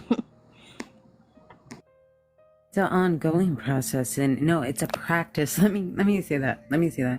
In fact, it's a practice to the point that I myself can tell you that I've recently had to hit the books myself on it. Okay? Not because I don't get enough love. Trust me, I'm well loved by others. Is that I forgot myself that I needed to love me too. And it can happen. Gotta fill up your own cup. Exactly. Be aware that it is easy to jump on bandwagons and target something. But know that the side effect of healing is gaining personal strength.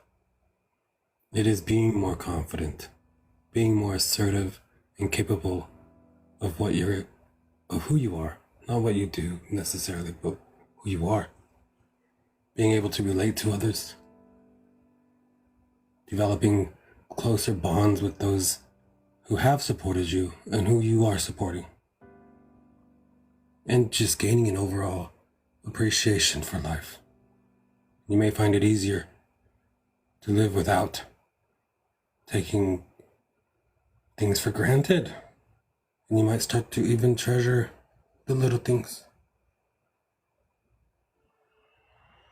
Thank you. Are there any other questions that the panel would like to ask the panel? As if that wasn't one.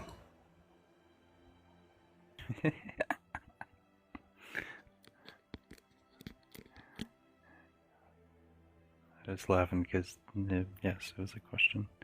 I wanted to just touch on the fact that when you know, talking about loving ourselves, this is part of my reflection on my path. I seek love for a long time, well before I found what I consider love now. And I realized that just because I was seeking for love, you know, I was constantly getting into toxic relationships. And as a reflection, it wasn't until I actually started loving myself that I found myself within a healthy relationship that I consider a healthy relationship for, you know, the parties within. And, you know, I found the partner that I grow with. And so that's just my personal reflection of how we attract, how we perceive ourselves as well. And, you know, that doesn't have to be, you know, a relationship like that. There's all forms and fashions of relationships out there in the world that, you know, it's that law of attraction. And, you know, it's just something that it really put me into a practice. Something to really focus on was to truly heal myself and not just pretending like I did. And I did that for a long time. I would just do affirmations, but those got me deeper into why it is that I love myself. So it all starts with a focus, you know, focusing on that and creating that intent. But once you do, regardless of what it is, we're going to grow. We're going to find ourselves. We might sometimes, when I've dug into myself, I didn't like a lot of the things that I saw, but that's what created the changes for myself as well. And I still today have those times. I go through reflection.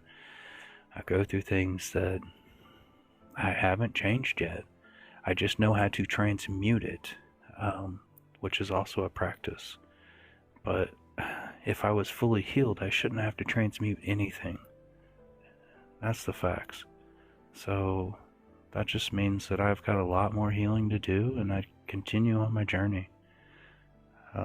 Yeah. So, just like Innovision said, does anybody else have a question to go around the table? Got a giggle. Making people laugh. But yeah, that's one thing I do love about myself is that I love my need for that interaction with people, that happiness. You know, it's not. I realize not everybody's like that.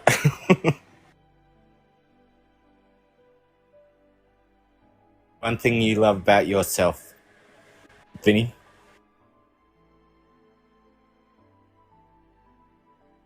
I'd to answer. Sorry about that. Okay. I love that No, question, no, by it's the way. fine. One thing I love about myself, and that is my strength. Through no matter what life has thrown at me and what I've thrown at myself, I've still been strong enough to get up every day and still continue on going, regardless of how it looked or where I was going, or even if I didn't know where I was going. I still had the strength to get up every day and still keep doing it and not get mad and, you know, get angry. Just work on changing myself and getting to where I need to be, which is here and now. loving strength, not a muscle strength. Love it. I like that question. Can we use that question? Can we go around and just do some what it is that you love about yourself? I mean, I'd like to answer it. I mean, that's Let's do it. all right. For me, it's today. I would say it's being authentic. It took quite a few years to shed society views and stuff like that, and to worry about what people thought about me. And it's really hard to move in your natural ways if that's the case. And I would say that's what I love about myself the most, is I'm authentic to myself, which creates it to where I'm authentic to my surroundings. So, yes. Ash, would you like to ask the question? Answer the question, I'm sorry. So I was debating between the two, so I'm gonna go with, let's say, my energy. Of course, my energy is subject to change and growth, but that is one thing that I love about me, is my energy. I love that about you too, by the way. So, so, and that Roby, same. you're also very authentic. So that's another thing that you're real, and that's it, everybody on this panel is too. By the way, I've been observing kind of the TikTok realm for a while now, and for the most part, almost everybody's authentic when it comes down to get them in the right place.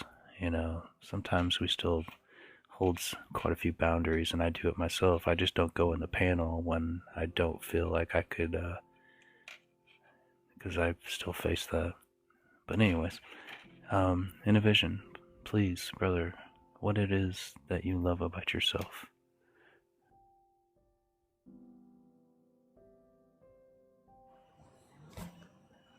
Okay, I put like 1,000 words in a hat. Only 1,000. Only 1,000. I gotta keep it simple.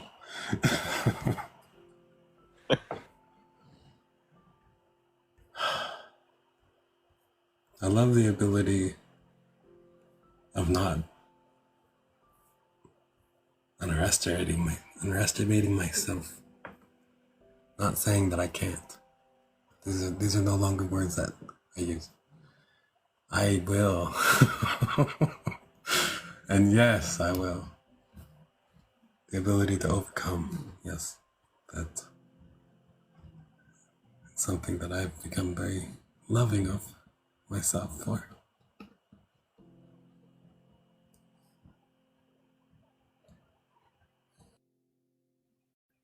It's a huge achievement.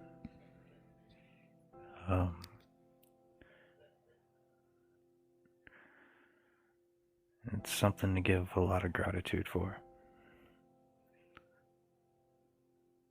Because there's just sometimes hurdles that for some people take 20 years to get over, to jump that hurdle. And yeah. So that's something to, honestly, that is something to be extremely happy about yourself, very proud of yourself.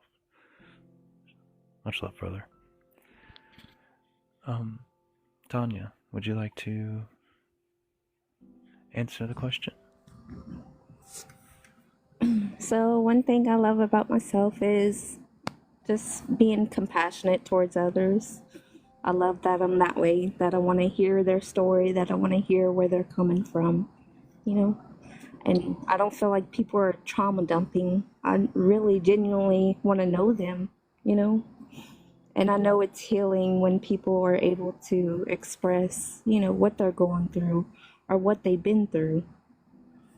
So that's what I love about myself.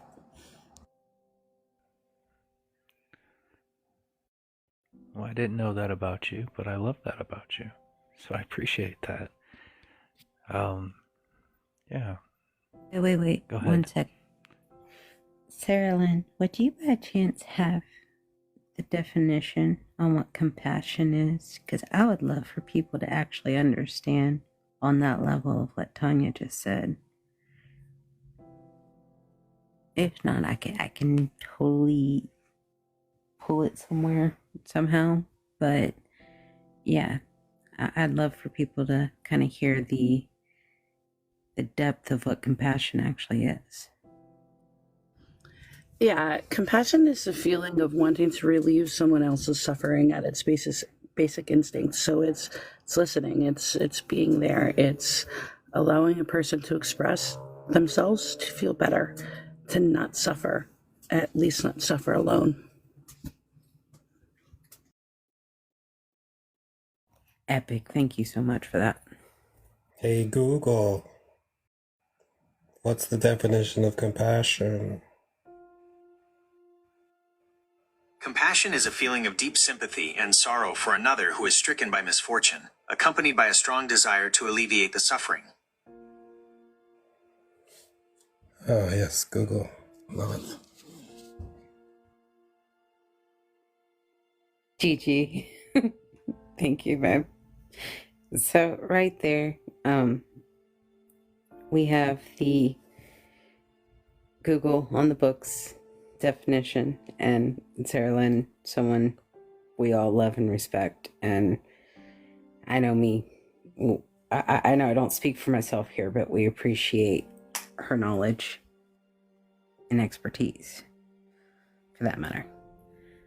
But yeah, guys, so understanding what compassion actually is beautiful.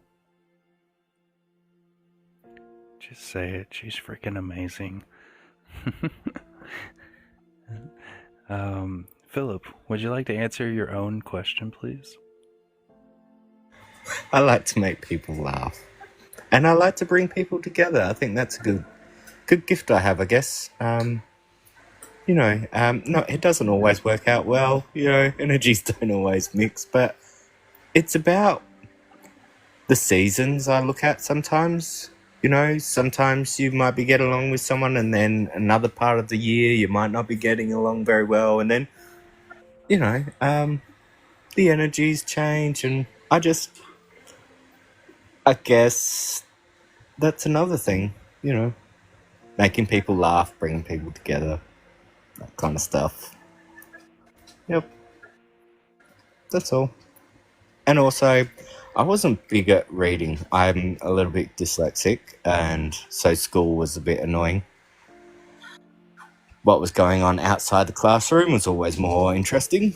So, I appreciate people in the community that have the knowledge that Sarah Lynn has. It's taken a long time to read a lot of books. So it's, everybody has that ability to be able to absorb real, genuine, authentic help in this community.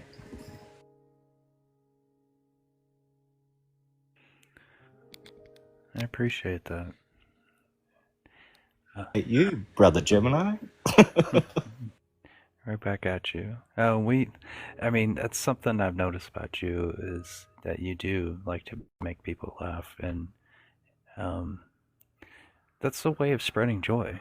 A smile, a laugh, it automatically triggers endorphins within people. You're just, and that's the realistics of it. People pay good money to go get a laugh, so you have to appreciate people that enjoy to spread that, because that's the same form and fashion of spreading love. But yeah, I do complain to my wife about the cost of phone bills and stuff, so it's not exactly free. Well, there's a duality to life. I do tell people that, the grass looks greener on the other side. Exactly. The grass is greener where we maintain and water it, right? So, Sarah Lynn, would you like to answer the question? Sure. Well, first of all, I really love how just everyone here is so accepting and appreciative of me. One of the things I like about myself is I'm really good at problem solving. So when people come to me with unusual problems, I can analyze them and find a solution, even if it seems impossible to get through. So that's one thing I like about myself.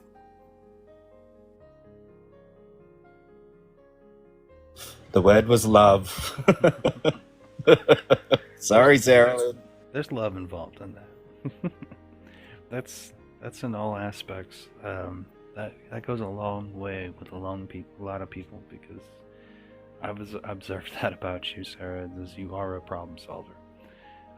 I practice that myself, focusing on the solutions, so we don't have to sit there and ponder within the problem itself, and typically when you focus on something, you find a solution, and it's nice to have people that can help and with that guidance of that, because that outside perspective, sometimes it's just easier to see it. So it's a huge benefit to life also, is being able to do that for yourself, not just for others, but for yourself. So it's amazing. Celestial, would you like to answer the question? Am I saying your name right? Yeah, it's Celestial. Okay. Sure. One of the things I can say after all this time is my heart. I absolutely love the fact that I have never allowed my heart to become bitter, no matter how many people have hurt me. Because that allowed my empathy and my compassion and all of the things that I'm supposed to accomplish with life. I just now have a disco ball heart where I can shine on people that I wouldn't have seen if it wasn't for my broken heart.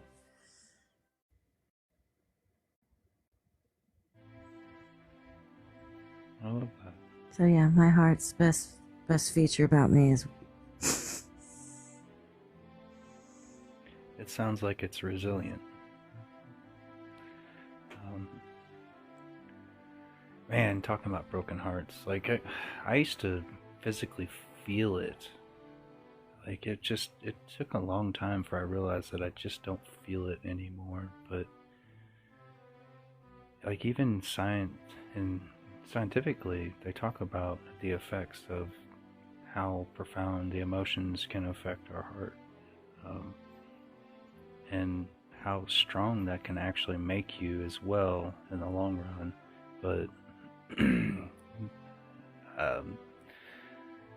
wow, that's focusing on your heart is gonna, and what I mean by, like, even metaphorically, it's going to focus on love. It's going to focus on what you would consider the better aspects of you and yourself. That's amazing. well, absolutely, because it was me realizing it's mastering my mind and thinking from my heart. Because even though I had a broken heart and I went numb for a long time and I didn't feel it,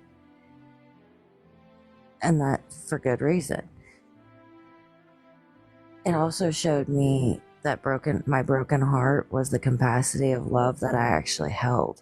The fact that I felt it so deeply where you could feel almost like a heart attack, that's a reflection of my capability of love. When I switched that aspect, oh, it opened my heart so much more. Because even in relationships, when you break up with people, ultimately you have to realize the capacity you gave yourself in that situation. You allowed yourself to love them that deeply. And that's a reflection of the love that you're capable of. For sure. Nobody generated that love but you. And exactly. I love that. I love that you have the awareness of that. That's amazing. Because it's all you. It always was. And that's with all of us. For sure. 100%. I'm gonna move on to, is it Dia Eden? Can you pronounce? Okay. Yeah. Thank you. Hi. Hi. The question was, we kind of resorted back to it was a question of reasons or what you love about yourself the most, but the general topic was healing, mind, Yeah. body, and soul. You can add to anything to the discussion as well. While I was listening, like I connected to most of everything that everyone's talked about. But for me, I always had an issue with fitting in. I never felt like, even if there was a crowd of people or family, like I ever fit in. I could talk to someone face to face and they won't even hear me. And after a while, I stopped pleasing people. I started pleasing just to fit in with everyone around me because I was always alone and I didn't like that. I thought I needed to be surrounded by people, and I'll do anything to be surrounded by people, by pleasing, doing everything, but in the end, they weren't my people, you know what I mean? I didn't fit in with them. And now I'm always alone, but I'm slowly understanding it was better for me to be alone, so I understood myself better. But I know that search is, I think, inside, I still want that one person at least that I can share what I feel, you know? Yes. I can, in part of my journey, I can relate, because I didn't feel accepted really in anywhere. I molded myself to the people, to my surroundings to fit in, which is not authentic. That's not fitting in. Or that is fitting in, but not feeling accepted fully, right? And a lot of it's because I felt all these different energies everywhere that made me feel uneased, for a long time. And I don't know if that's a reflection of what you have went through. I'm a very sensitive empath, so I could feel everyone's emotions, what they feel about me. I could feel their pain if they have issues in their body. I would feel it as if it was my feelings. Yes. So going into a crowd, I get very anxious. I used to get a lot of anxiety attacks. Yeah, same here. I considered it, before I even understood being energy sensitive, I just chalked it up to social anxiety. Yeah. And it was very overwhelming. It was a stimulus overload for a long time. So I understand. I kind of assumed that you were energy sensitive just by the way you were talking about it, but that's how I felt as well. I was told I was a transmuter. Okay.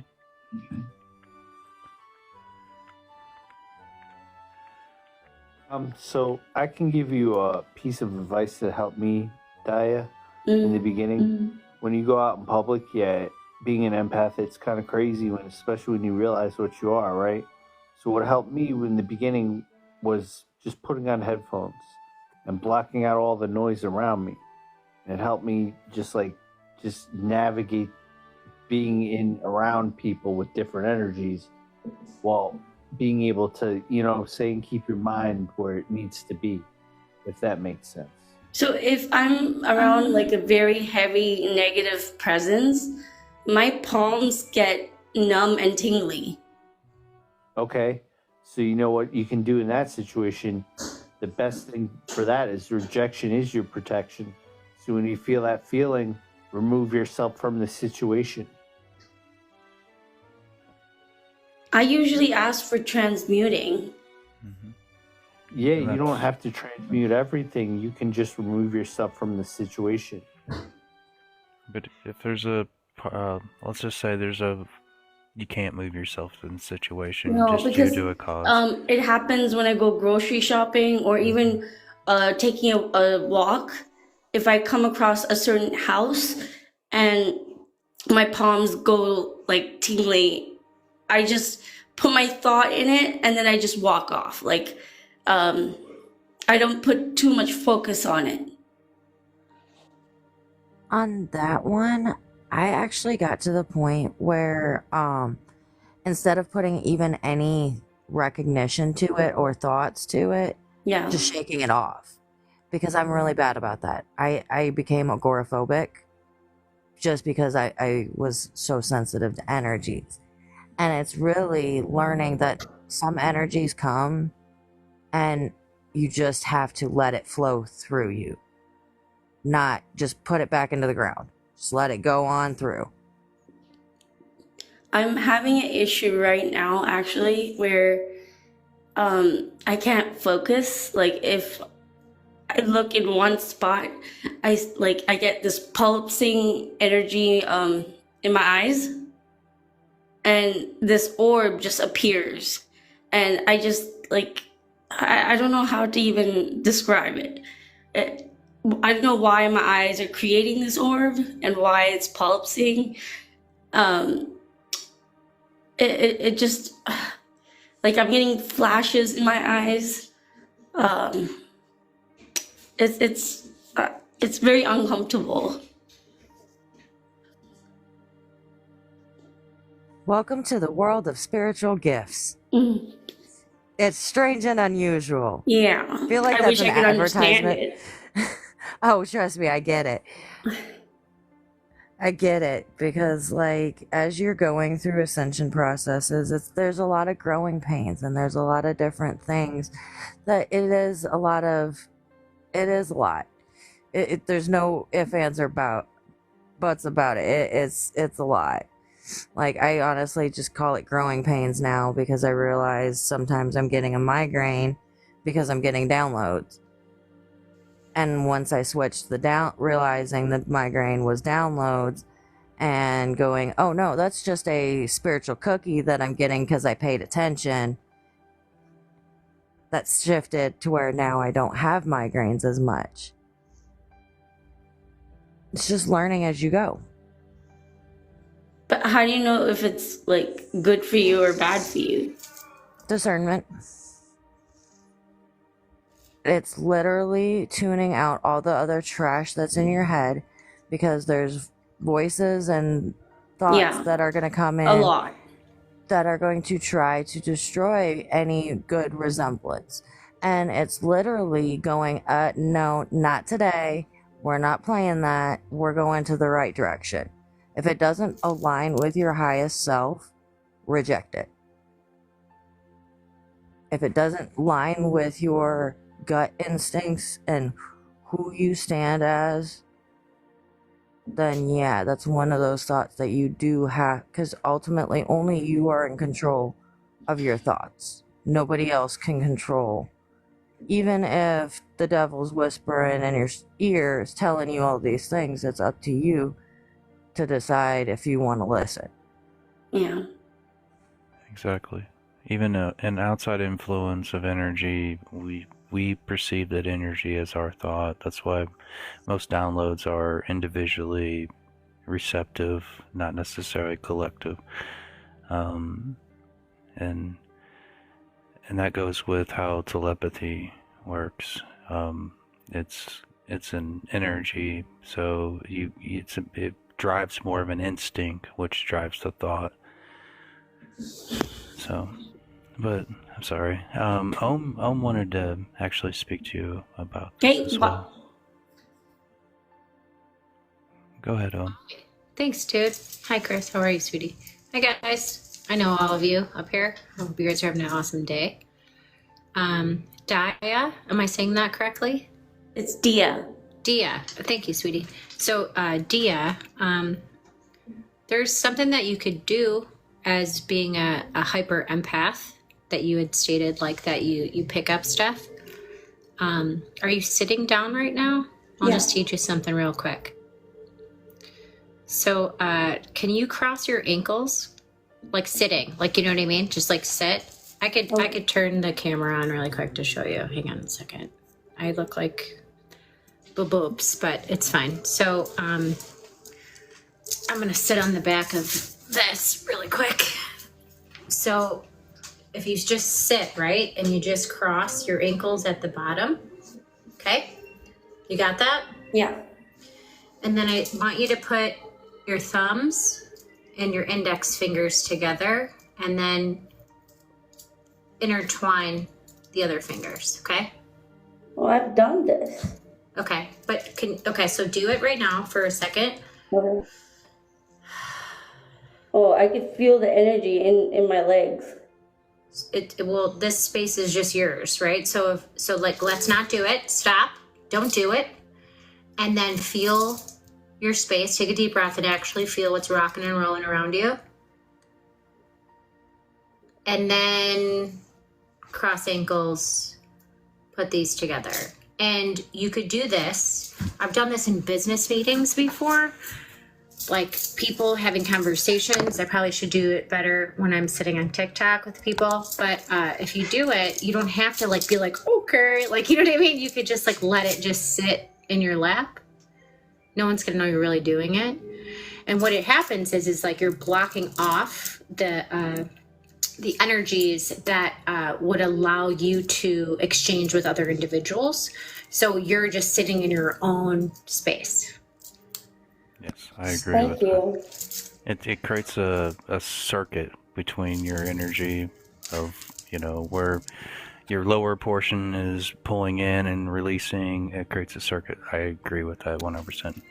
Yeah. And so it's just you sit in your own space, and then with love, what will happen is eventually you're not going to really have to do it, but you're going to know what it feels like of like you being your own Popeye, and all that stuff is not, the sounds get muted. People get muted. It's a wobble wobble. It's like the mom from Peanuts. It just sounds like jargon. It doesn't sound like anything, and you're no longer affected, especially as you had stated being a hyper empath. Like that would be, I would start practicing and doing that exercise, and see how you feel. And obviously, for one more part of this part of the story is that write down how you feel when you're doing it, because what you're giving yourself at that point are cliff notes to go back, because everything is secular, and so you might be feeling this another time, maybe within 1 year or 4 years or however that cycle works for you, and you can go back and be like, oh, I remember when I felt this way. This is what I did. This is how I got out of it.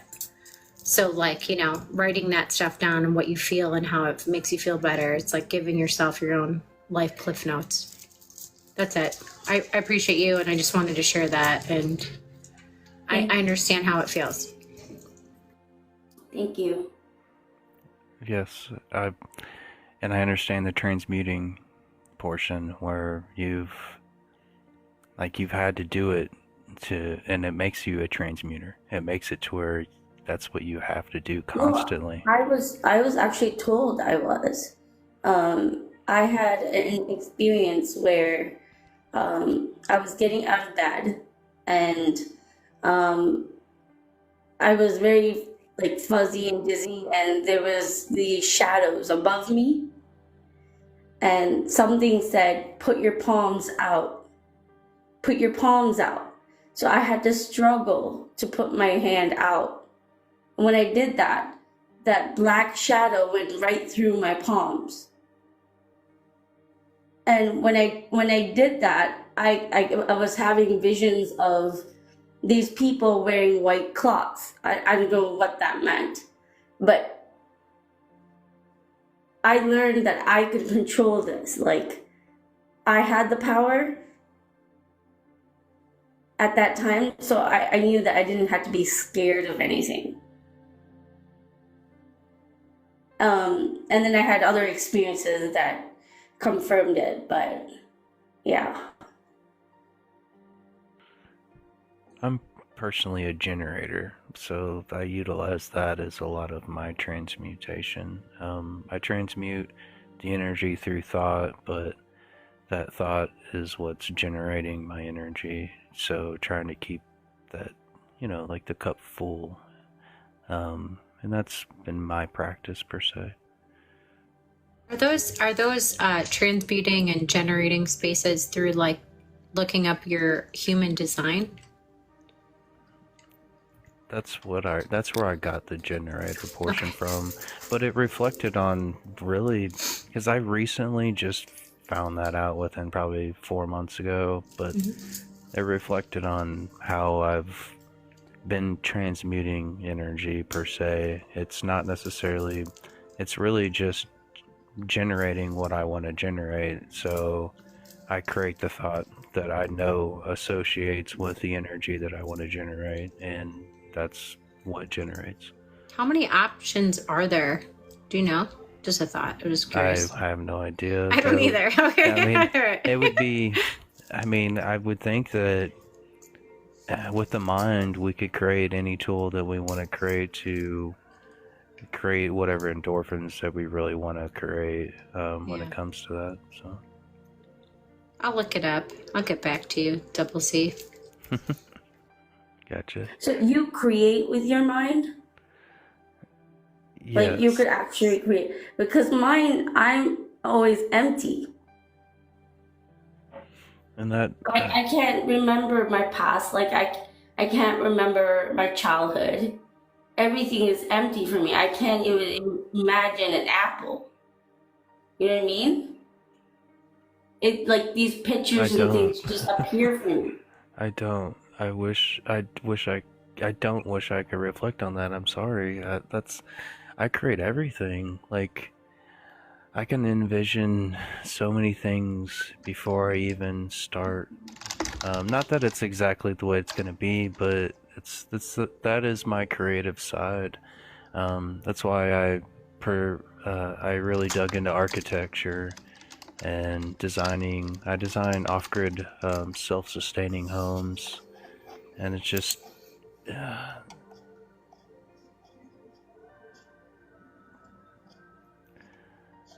Chris, do you mind if I say something? Yes, please. Thank you. The condition that you have without being able to generate pictures in your mind is aphantasia. It affects about 12 to 15% of the population.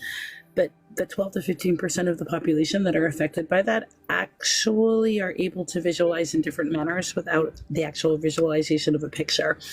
Just from what I pick up on you, I feel that for you, it's more of a knowing and experiencing and a feeling. So although you can't see the apple, you know the apple's there, you can feel it, and you can express it with emotion.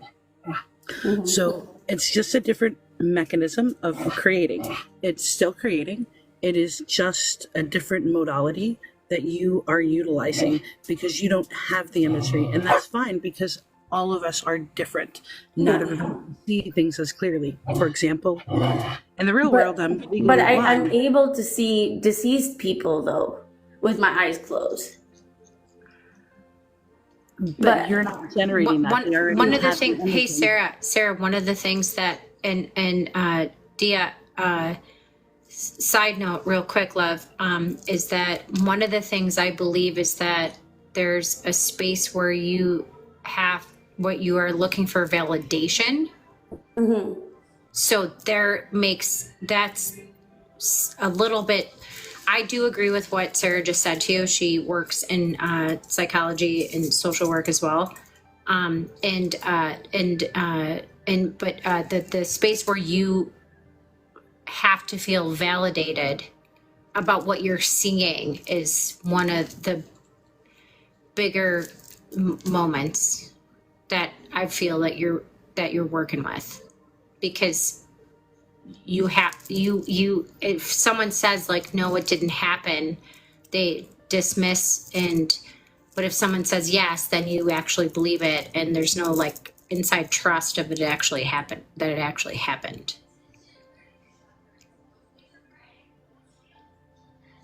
I was actually done. I mean, I don't know. So either way, your ability is amazing that you have. I'm picking up a lot of stuff too. You're definitely a medium, and that's awesome. It's the ungroundedness that's rocking and rolling that isn't. No, I'm shaking right now. Yeah, that isn't working with you. But I'm a medium. Sarah is a medium. There's a few other. But I just found out, yeah, though. so like it all happened right all of a sudden. Sure. It was like I'm still getting used to it. I believe that if you focused on taking a journal and writing down what's real versus what people attempt to gaslight or change your point of view, you'll get your spine, you'll sit up straighter, if that makes any sense to you. Yeah. I appreciate you, and thank you for your vulnerability, sweetheart. Sarah, were you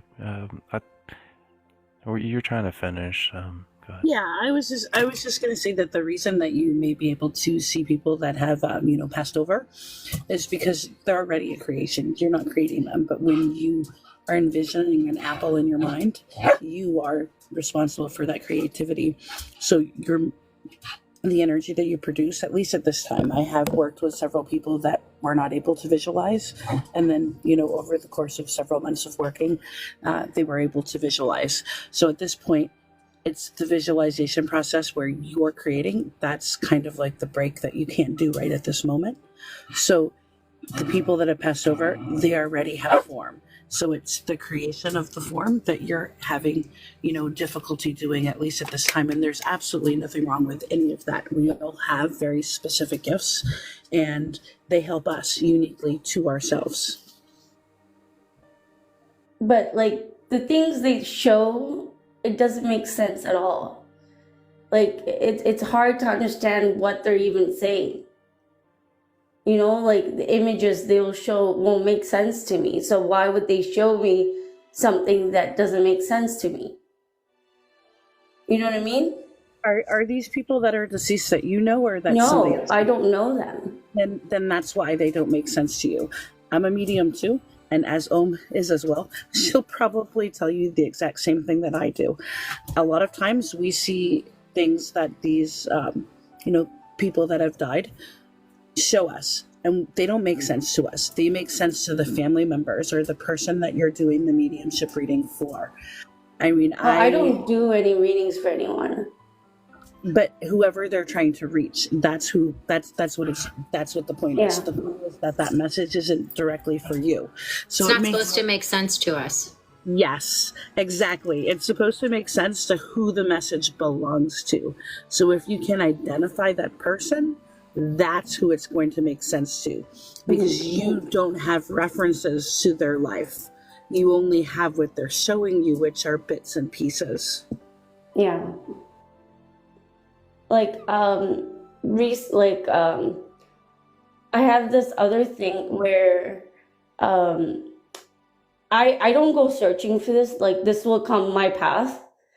I had two people, one person, we were at a party, this happened. He just touched me and he fainted. Um, and then I found out later that he had a negative entity that was possessed him. And when he touched me, he twitched and fainted. And that was not the only time that happened. I went to the hospital sick one time, and the porter that was pushing me, he touched me and he fainted. So these people who have negative energy attached to them, they touch me and they somehow faint. So I don't know how I do that.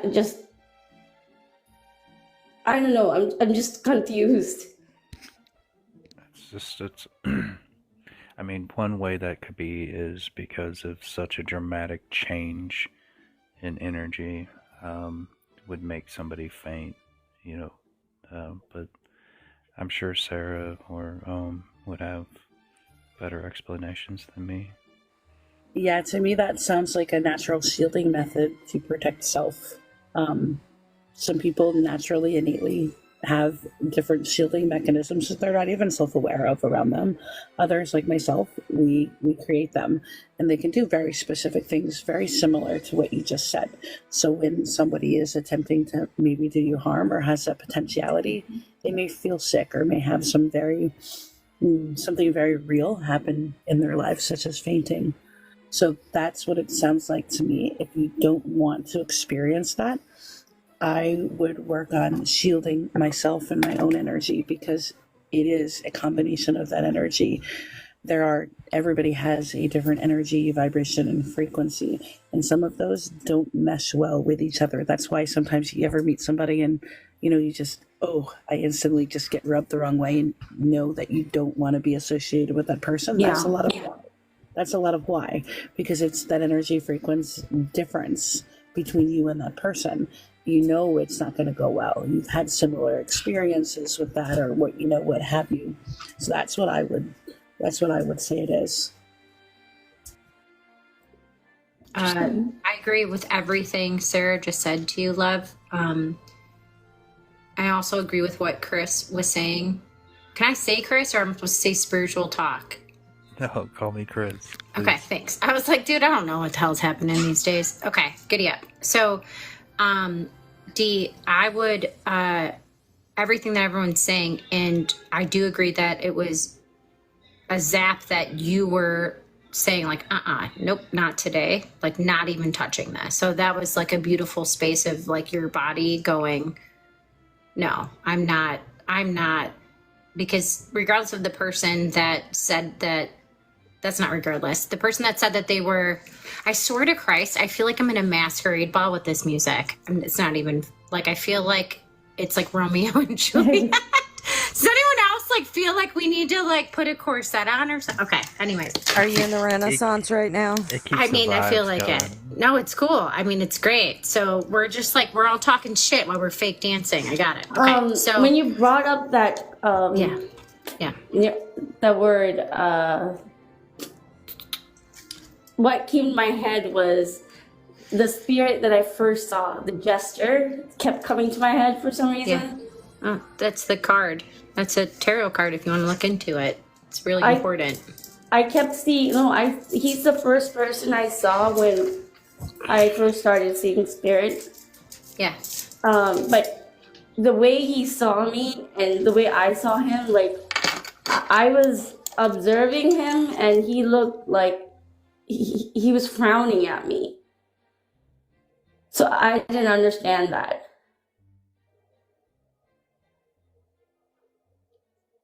So, okay. So, do you know, do you have your computer or something in front of you? I'm on my cell. Cool. Can you Google while you're on the phone?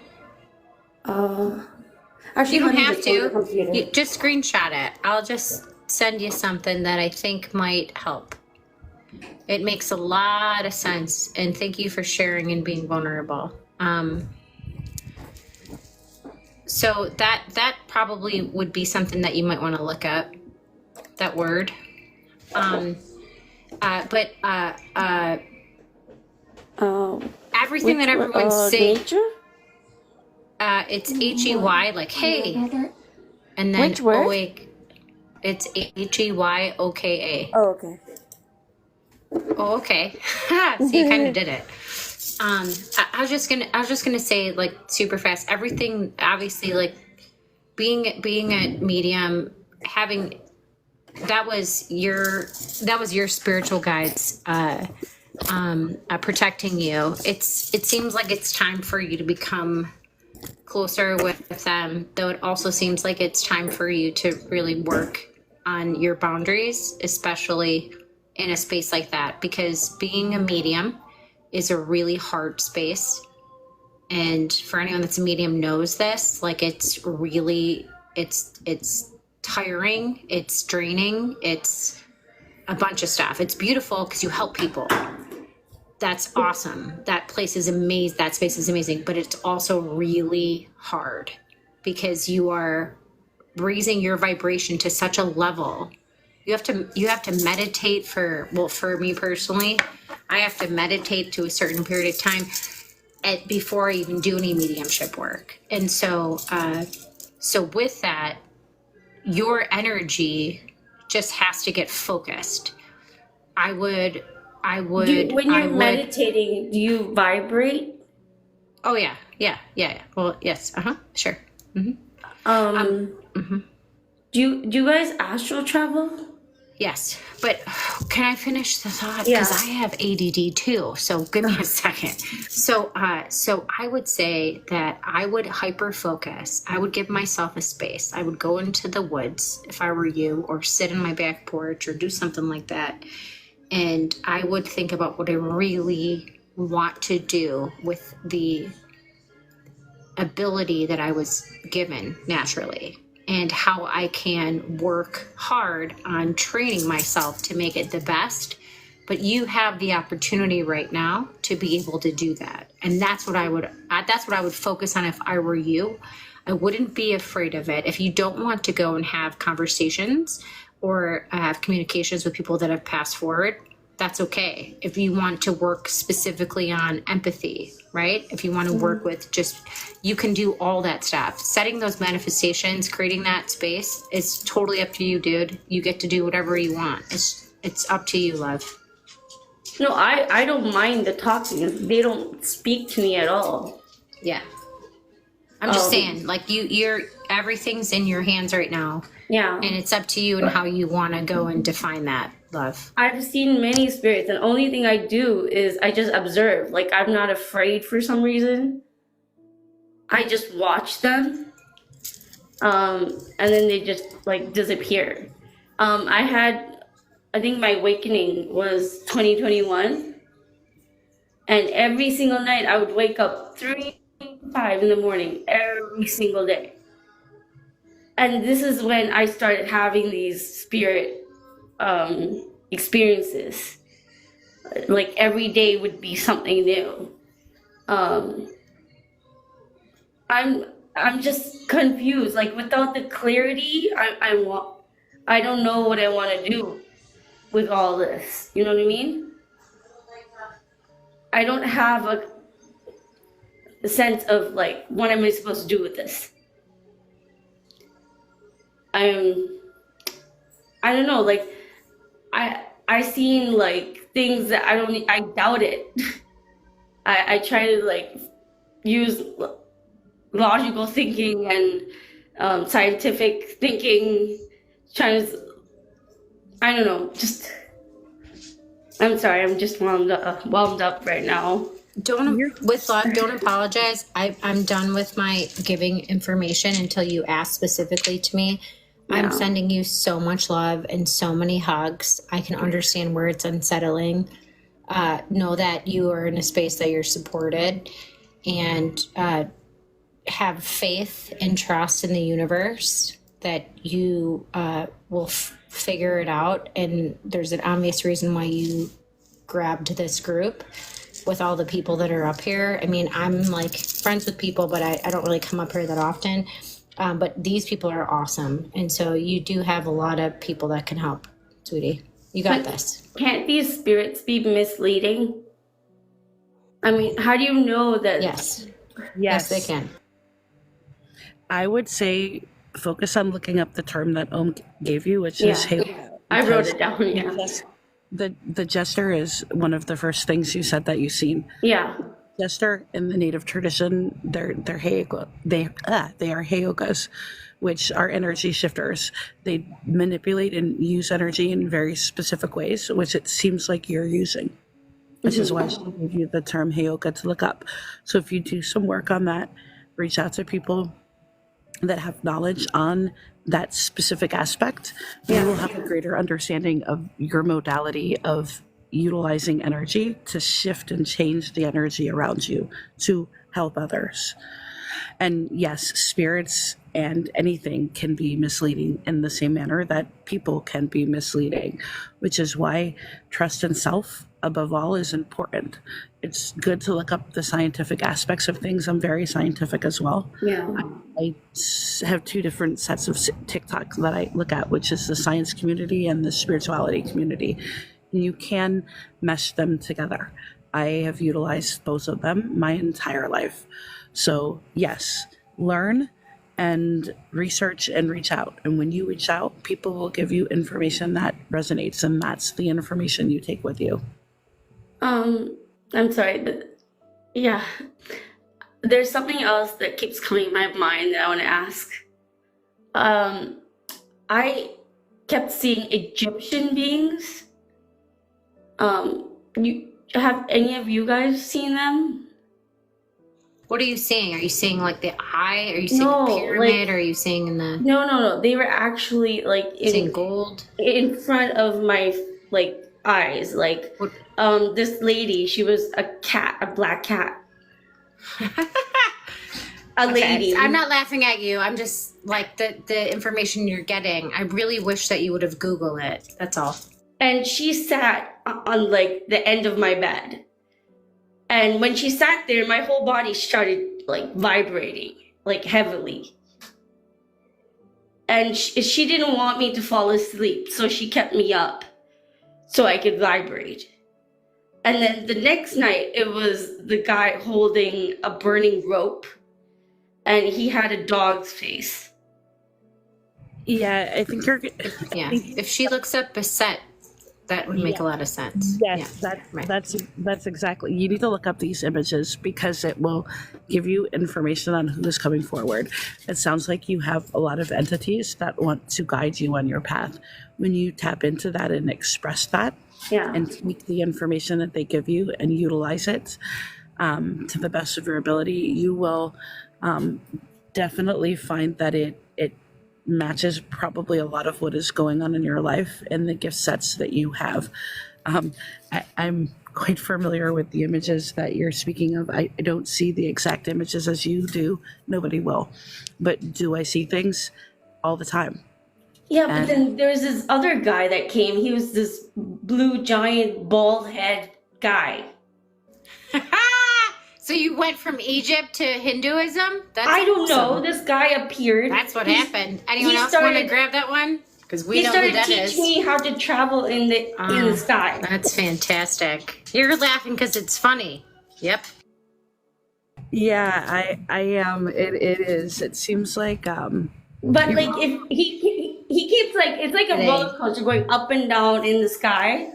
You would be like any person's spiritual, like dream student, by the way. The fact that but here's the thing, you got to figure out, are you sad? Are you happy? No, I'm just observing. I'm wait, 1 second. Watching. 1 second.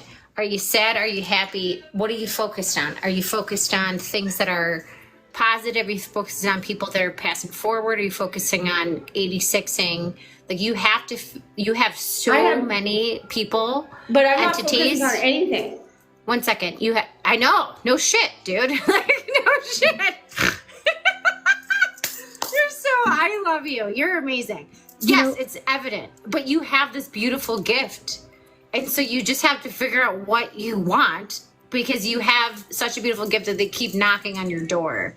You've had so many different individuals that have been saying, hey, hi. It seems like kind of the same energy. You got to pick what you want, Kat. And then when you Yeah, pick but it, I kind of pissed off the blue bald guy. well, the blue bald guy would be one of the bigger people in Hinduism. Well, he was huge. Like, his whole head was bigger than me. I have a question for you. This is fun. Have you been like subconsciously, like you're probably aware of it, but it's probably like in the back of your mind, wondering what you want to do when it comes to spirituality and nature? Like, I've always had a like serving others kind of mentality. Like, I always love helping. I don't know. That's how I've always been. I'm going to ask this the simple question. Does your internal compass feel like it's spinning? My inner compass? Yes.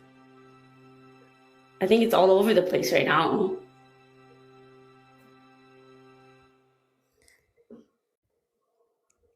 I don't know.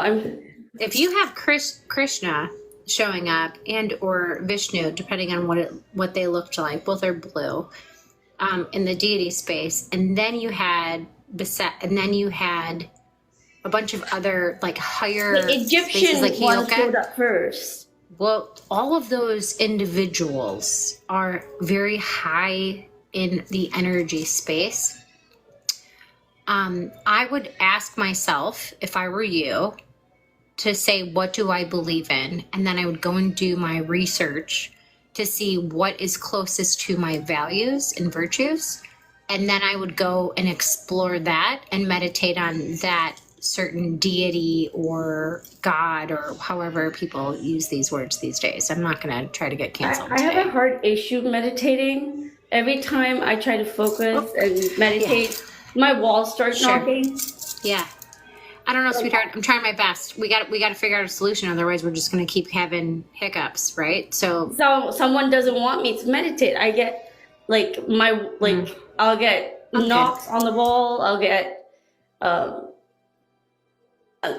feel like I don't know. I get like random images pop up. Like I'll be in meditation where there's this ball of energy and I'll be following it. And then something just happens. I don't know. I don't think that's problematic. That's actually quite normal in meditation. Go where it leads you. If there's a knock on the wall, listen to it. That's kind of, people think that meditation is like all silent and quiet and just sitting with absence of thought. There is a type of meditation that is like that, but the vast majority of meditation isn't like that at all. So I do morning prayers and night prayers, and that helps me. But I one time this I feel like I regretted doing this, because one morning I did my morning prayers and I went into my garden, and in my garden bed was this like a metal scroll, like an old like page. And on it, there was the two Marys. And one was wearing a blue gown. The other one was wearing a white. And it confused me. I'm like, Mary Magdalene and the Mother Mary. It's Mary Magdalene and Mother Mary. I don't know. I didn't put it there. I didn't know. Like, I went, checked the camera. No one came. No one went. And I didn't touch it. I went back inside. And I was just thinking, and then my curiosity came, and I went out, and it was gone. And I went and I looked in the garden bed. The imprint that where it was there, but it wasn't there, and nobody came. It was like during the daytime, and there was no one in front of my house. So I don't know how it just vanished. So it was there and it wasn't there. I'm like, how is that possible? And I wish I touched it, you know? I would say focus on narrowing down what you want to achieve, what your goal is on the spiritual level, whether it's helping others, whether it's healing, whether it's helping people cross over, whatever it is. Find what you are most interested in and explore that. And once you have exhausted that, then you can move on to something else. but you need to have some type of focus because you're all over right now. I am. As long as you are being spun in 50 different directions, you're not going to develop the fortitude to focus on one aspect or area to completion. It's going to hinder that path. So when you take the time to narrow it down and focus on one thing you want to learn, this month or this week or whatever the time frame is, then we can focus on something different.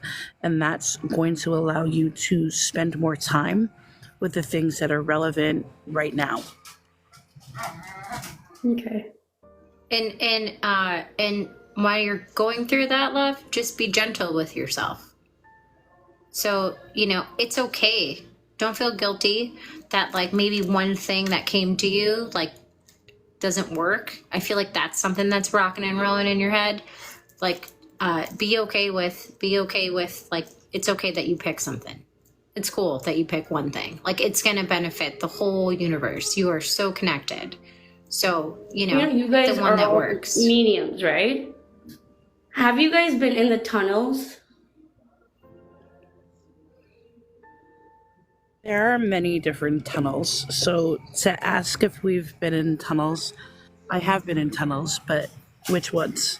They're light tunnels, like neon, like bright light tunnels. And then there's dark ones. Yes. They're kind of like anchor points from plane to plane. So yes. It feels like you're in like a slip and slide at a glorified water park. And when you said, in my head, I have this watery like portal. Okay, but hold on a second. With love, can you just, for your own energetic signature, can you agree that you need to focus on one of those as opposed to continuously bringing up the multitude of information that you are receiving? Because with love, the boundaries aren't there. So can you just agree right now, before Sarah and I continue to help, that you will go and work on one of them? No one's going to be upset. There's not one of those deities that are going to be upset with you. They love you, okay? No matter what. That you are going to go and figure out which one is going to work best for you. Can you agree with that right now before we continue? Okay. And you don't have and take your time. Give yourself a time limit. Give yourself like 3 days. 3 days is great. And do your research. Going into that next space, yes, as mediums, we do have spaces that we channel through. I don't necessarily use tunnels, but and it is full of water because water's energy. Yes. I met these beings called the Actuarians. They said I could tap into energy. So I could travel from here to anywhere. Or get information just by asking to tap in. So I don't know, like... There's a space within the Atlantis that you might potentially be speaking about. But here's the thing, like, that's so great that you could do that, but you would end up becoming reckless. It's like showing somebody how to use something.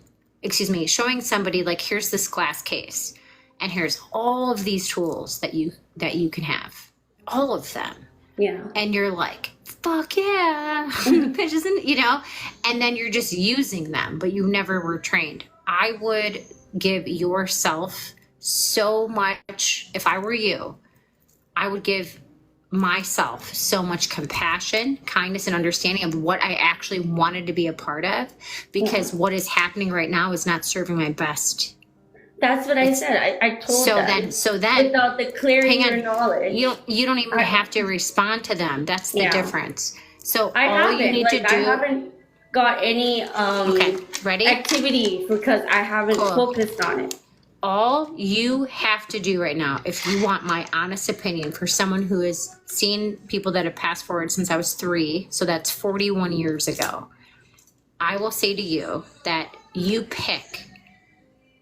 get to pick I picked something. I had a bunch of stuff too, and so did Sarah, and so did a bunch of other Sarah Lynn, excuse me, and so did a bunch of other individuals. I would say to you, pick what you want. It's your own personal game. That's the only thing that, like, that's just for you. You don't even have to share that with anybody. And then when you start going and hyper working with that space, that higher energy, it will all end up making sense. But the fact that you're like, I'm woman, hear me roar, show me anything that you have, universe, you're asking for all of this information. You need to work on your boundaries. And this is me saying this to you as an elder within this space. Being honest with you, this is how I feel with this story. So just go and do that. And you're going to, and you will, you're going to be like, I can't wait to see you in 2 months. You're going to be like, oh, dude, check this out. You know what I mean? But you have to do that for yourself first. Figure out what you want out of this information. Go deep, go hard. Go deep, go hard. That's like, go and do that. And then you're going to know. And then all the other information that's coming around you, those entities that you're working with are going to protect your ass, and you're not going to get that information or that weird space when you're sleeping and like getting kicked at night or getting, whatever, held up. All the weird stuff that can possibly happen when you start working with spiritual spaces, you're going to figure that it's going to work. So you're good. Everything's good.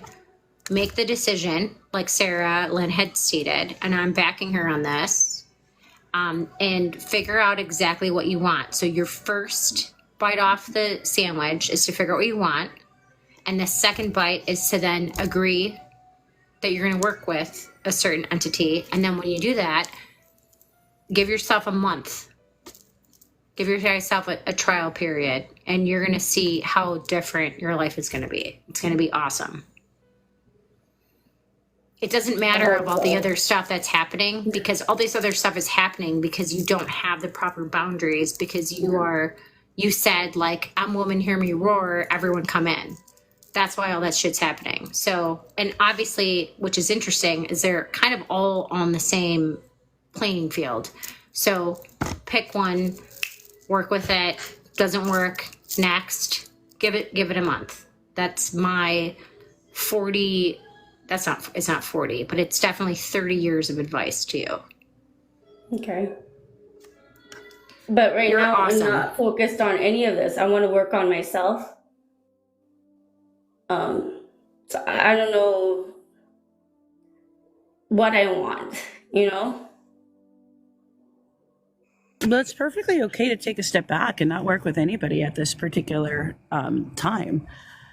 I mean, when you do feel comfortable working with an entity, I would speak to them. What do you require for me to work with you? What, you help me. What do you need from me? What is your requirement? What is the exchange value?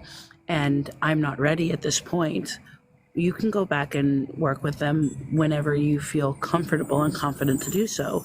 If you feel like you need to work on yourself and understanding what you're going through outside of those experiences, that's fine. You're not going to hurt anybody's feelings. but I don't know. I understand why they choose some people to show up and not everyone else. Because you opened yourself up at a certain point, and that's why that's happening. That literally is what happened. Yeah, when you have any being, whether it's considered a deity or not, they all have a different energy, frequency, and vibration which they are able to work with. When you reach that resonant frequency, they have the ability to communicate. It's the same reason why some people are mediums to a greater or lesser degree or no degree at all. It's because you tap into the frequency in which those spirits are at. If you're not at that frequency, you're not going to be able to see them. You're not going to be able to have that experience until you either raise or lower your vibration to get there. So it's because you are at a certain frequency. You basically flipped on the circus light and the circus decided to show up. It's the way I can easily say it. Because Celestial Hope, can you come into business meetings with me so that you can just break it down with, thank you. I got you. No, see, this is the fun part of me sitting back and observing, is I can hear what you guys are saying and be able to put it in the simplification. But It's like no one's like it does suck, D. It does suck. Everyone knows that it sucks because most of us have been through it. Either way, yeah, sorry, Celestial, because I'm not trying to mock her. I'm not trying to mock anybody. I'm just goofing off. Yeah. But like literally in going through this spiritual awakening, that's what I was getting ready to say, is it's like a circus. It's dealing with getting the monkeys off of your back, and it's dealing with, figuring out how you're going to be the ringleader. It's as difficult and simple as that. It's okay with these kind of entities, but the negative ones, the ones that attack, are the ones that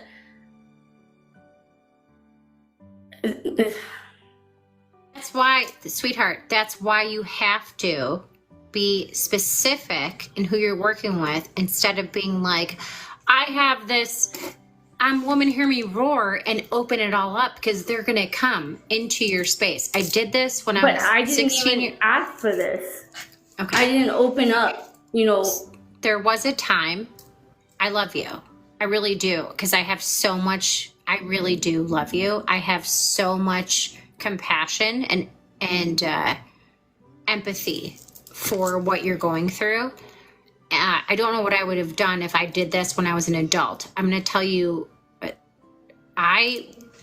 when I felt alone, I started goofing off with stones and cards and stuff like that. I was 14.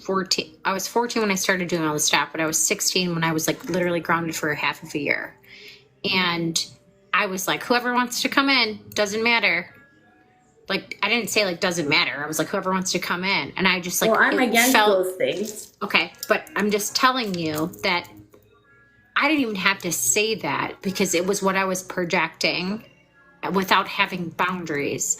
So then when I realized what I had created, which is like not something that I would like really want to share publicly, it was really crazy. It was actually crazy. It was like very interesting, like swooping entities. Like, it was very interesting and not okay.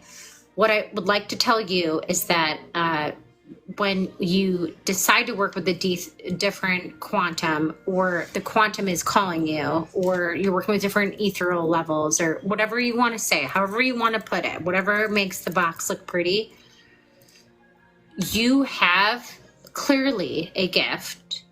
And it's awesome that TikTok exists, because you have Crystal Chris. I don't know how you feel about me, but you have Sarah Lynn, you have Celestial Hope, you have a bunch of other people that were up here that have gone through something possibly similar, if not quite similar, that they could help guide you. And everyone, it seems like, is saying how to start this would be having better boundaries in your personal life. And when you work on that, because the ethereal could come, the ether can come, they could come wherever. They could go through walls. Everybody, it doesn't matter if you asked for it to your understanding, but most likely you did agree to that in your design. Yeah. So, but there's nothing wrong with that, because how fucking cool is it that you have a bunch of people that are like, yo, dude, like, we'll help this, like, we'll help you, like, we're fine. The fact that, like, how gorgeous of a soul you are, that you have all these amazing deities, these energies, these entities that are like, hello, like, who the fuck is like, oh, what did you do yesterday? Well, I was like, I couldn't sleep. Why? Oh, well, I don't know. Krishna couldn't stop waking me up. Like, come on, let's talk about this. You know what I'm saying? So, like, you got something going.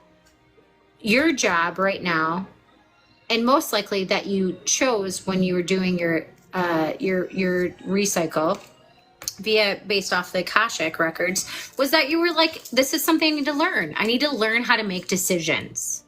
I need to learn how to make decisions without feeling guilty. But then whenever I do focus on something and try to learn it, they always send me back. The more that you say everything always happens, the more that you're manifesting that. Yeah. So yeah, just that's my jam with you. I believe I could see it. I could see it. I could see you being such a beautiful, like, and it's so weird, these musics, these sounds, like where if someone was passing forward, I don't know if you know what I don't call it a D doula, I call it like a passing forward doula. It's something that I do for work as well, but I could see you like being one of those really amazing souls that would like sit with somebody while they're transitioning like into the next, like you have that space in you. And you know, as much as Hokota like has a space, they also were noted as like one of the highest entities and energies, excuse me, like within their tribe, because they sat in between happiness and sadness, or life and 86ing, and you've got that. So like, just do your best, and if you need help, ask people, like, but you have it and you got it. Like, what is grab the your point of ambition showing back, repeating Kat. numbers? I don't get why Spirit always shows repeating numbers all the time. You're never gonna stop asking questions. You're never gonna ever stop asking fucking questions. Yeah. The repeating numbers, look it up. I know, I happens. did. Angel numbers. Well, sometimes it's not really an angel number. Sometimes it just happens. I mean, the probability of you looking at something that says 11 or 12 11, or 4 11. or 5, yeah. The probability of that happening is 24 times a day. Mm-hmm. So, like, I don't know if that's hyper special, but maybe think about when you do see that number, what you're thinking about. And maybe that's what that means. Like, a lot of the times when it comes to energy, it's personal. It's not a general space. Like, when I work with energy and I work with people that have passed forward and I work with the guides that I work with, it's completely fucking different than what Sarah Lynn does. Sarah Lynn had a fucking conversation on the phone for 3 hours. Like, we have different, it's not, no one's wrong or right. We just have different but we have a different tool belt. Like, we just do. And you're going to have a different tool belt, and Celeste is, and so I do ask questions, and I do get answers too. Like, yeah. But start building your tool belt. Start building like, I'll your be tool riding belt. in the car, and I'll ask a question like, why am I going through all this? Okay. And then a sign will pop up saying psychic medium. Okay. Like, there would be actual sign in the road. Yeah. So, but, and here's the thing also, just a side note, when you decide to become, like, and label yourself as psychic medium, as a medium, I'm going to speak for myself. I'm not going to speak for Sarah Lynn.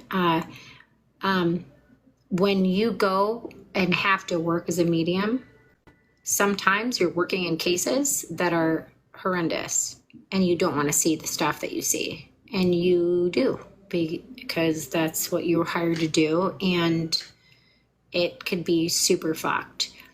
I, again, would love to tell you that I understand that there is a lack of focus.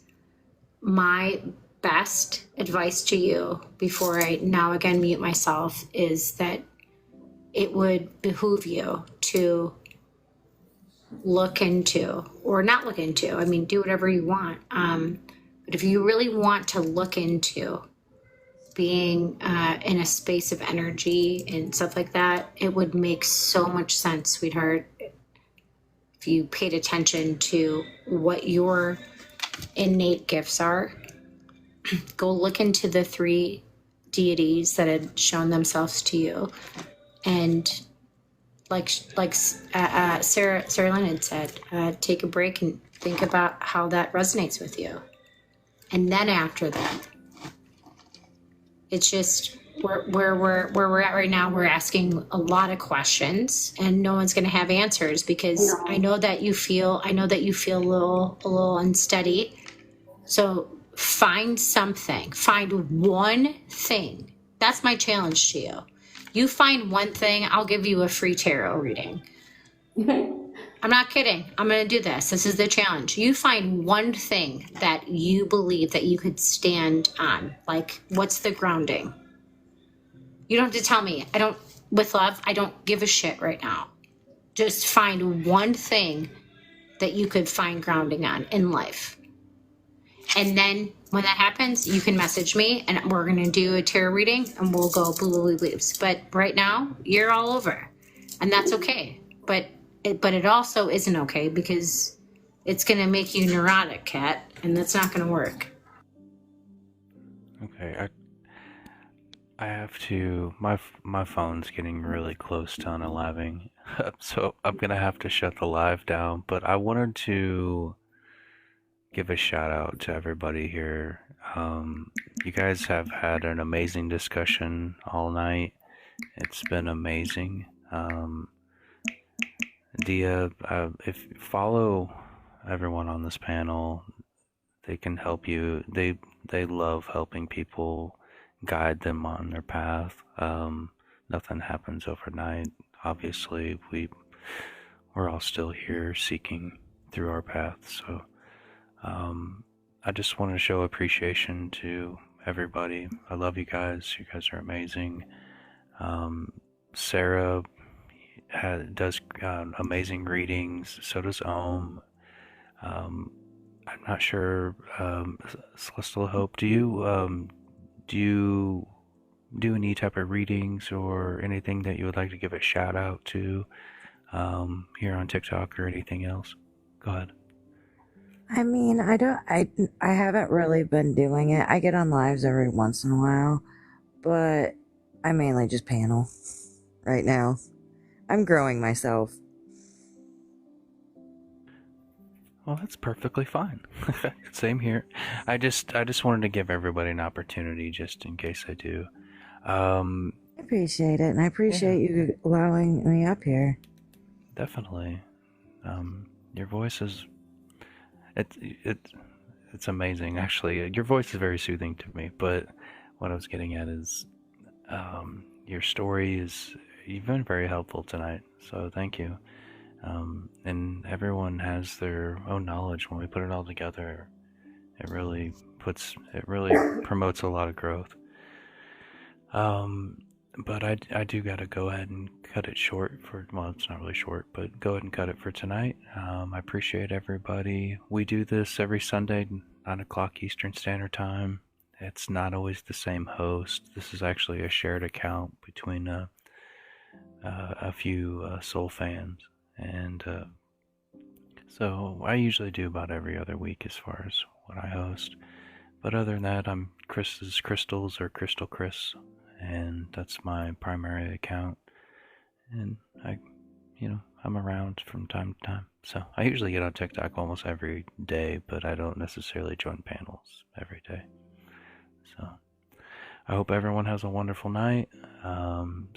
Actually, Om, would you like to give a shout out to your business and everything? And then same with Sarah. Go ahead, Om. First of all, I still want that stone from you. Forget it. So my business is Om Chiom. That's my company. It is an international spiritual counseling company. I have a background in psychology, and somehow I work internationally, which is fun and great. A lot of it. And I don't believe that one of the biggest things is I don't believe that working with people when you're working on your hardest parts of your space should be difficult. We should like goof off and make jokes and have fun, and like that's probably how it became so popular and international. I really appreciate the shout out. I also sell a bunch of stuff. I'm a Reiki master teacher and a Akasha Records practitioner and doobadabba-dee-ba-da-da-deets. So the tool belt's pretty heavy, and I'm still doing classes to continue on that. And I'm grateful to be a part of the community. But one of the biggest things is that I don't compete with individuals. There's a lot of beautiful people that are a part, and I wouldn't say exactly do the same thing that I do, but somewhat. And so, should anybody be looking for, just a little bit of a support, do what works for you, because, sometimes they could be like your best friend and end up making it work for everything. And sometimes it could, help see the other side of something with like no objective. So with that, I hope you guys, I don't know, I'm supposed to say Merry Christmas. The music sounds like Merry Christmas. Probably not, right? So Om Chiom is my company. It's OHMCHI.com. And it's been around for a long time. And we just, we being the mouse in my pocket, we just make sure everyone's like doing well. And it's okay if you're having a minute. And, just like Dee said, I would go through a bunch of shit and a bunch of research for our next session and go, okay, all right, let me help you, because we're not figuring this out, like a bunch of stuff. So above and beyond. I don't know, dude. I haven't done like a pitch in a while. So am I good? I kind of want to stop. I know you're laughing at me, which is fine, but okay, good. Okay, good. All right, fine. But the Moldavite is something I would like to have. Remember? Yeah, I remember. I've still been out. I have not had any luck on Moldavite. Our last wholesaler ran out, meaning that site also ran out, so it has to come from another site. I have a job that I have to do on a space. I know you know what I'm talking about. I know Sarah probably knows what I'm talking about. So I have to do something in a certain space, and Moldavite would be the only thing that I would be able to use, besides maybe some tourmaline and smoky quartz. Why do it? I know you guys know what I'm talking about. So I just have to do that. And I want the real stuff. Otherwise this entity is gonna, you know what I mean? No, I understand. Okay, cool. All right, cool. Yeah, thanks. Okay, bye. See ya. I'll just sit here. Love you. Bye. See you. Doo-doo-doo-doo. You're the best. Sarah, would you like to give a little promotion, shout out to what you do here on TikTok and so on? Sure, I do a lot of the same things that Om does, including having a background in psychology. I have a master's in psychology, so I do a lot of spiritual counseling. I also do, different types of readings, osteomancy, tasseomancy, tarot, all sorts of things like that. I also do, if you need help with guided meditation, past life regression, anything of that sort, and energetic healing. I do a lot of chakra alignments, a lot of individual healing sessions for people that experience a variety of different medical and spiritual conditions. So if that's something you're interested in, shoot me a message or whatever, but that's pretty much it. Thank you. I appreciate all of you. It's been a great discussion tonight, and we'll be back here next Sunday, 9 o'clock Eastern Standard Time. It's always a different topic, but it's always a spiritual topic. So thank you, dude. You're awesome. I appreciate you so much, awesome, sweetie. I appreciate you too. Yes, thank you for the space. For sure. So we want to be able to generate that space every Sunday for anybody that wants to join. So I hope you all have a wonderful evening for the rest of it, and we'll see you around. Wait, can I ask one more? Can I say something really fast? Yes, I know you like to get the last word. It's no, okay. It's not about the last word. But did you guys see? It really isn't. Have you guys watched the Sunset Sunset Limited? No. Can you? Well, I'm really okay. Yeah, okay. And it's like a free thing if you have Prime. So like whatever, you know what I'm saying? Like it's not like a paid whatever. It's so old. It's with Samuel L. Jackson and it's with Tommy Lee Jones. But it's Tommy Lee Jones and he's having a minute and Samuel L. Jackson like brings him over. It could potentially become violent. It could potentially become a little like, but. It's like, I don't know if you guys were in acting when you were in high school or college, but it seems very much like a one act because it's, for the most part, just them and their conversations. The reason why I'm bringing this up is because it reminds me so much of TikTok, of how people have one-on-ones on super deep, like what Dee just spoke about, what C spoke about, Sarah Lynn always speaks about, I always speak about, you two, Double C, like we all speak about this. It's a really interesting movie because they're so opposite of each other. That's all. It wasn't about having the last word. I wanted to bring it up, but she was having a minute, so I apologize. I was just joking. Well, yeah, well then screw you two, you know? I don't even have the Moldavite yet. I'm just kidding. I'm joking. It's hard to get. We don't get Moldavite unless we know exactly where it came from. And it could be researched. When you get that, please message me because I will. It's been roughly a year. It's been a year and a half. Yeah, message me if you get more Moldavite too. I know you said you have gem shows coming up next year. Yeah, maybe I'll find something. We always got our eye out, but he knows that he knows when it's fake. That's the thing that was screwed up because I was like, oh, what about this? He's like, that's fake. He was like calling everybody out. I was like, this sucks. Okay. Well, there's a lot out there that's people were like selling green glass. Yeah, I mean, because technically it is a textile. It's a glass, but it's not real Moldavite. It's not. When you've held Moldavite, how did that feel? For me, the first time, I've never held Moldavite. I mean, I noticed the energy, the difference. I could tell that wasn't like a lot of crystals that I've held. But for me, it gives me, all I can really say is it just kind of gives me an extra edge of energy. Like if I have a Moldavite necklace that I wear from time to time, and I usually only wear it when I feel dragged down. Cool. Like it's like your coffee. It's like your maca tea. But Sarah Lynn, excuse me, I always call you Sarah. I apologize. But you have Moldavite in your thingy. Yeah, I do. Because I do have Moldavite, but right. I like she has a she cave, you guys. If anyone didn't know this, she's got a she cave. I cannot wear Moldavite though. It does not like me. What happened? It breaks into pieces. Shut the door. I'm not even kidding.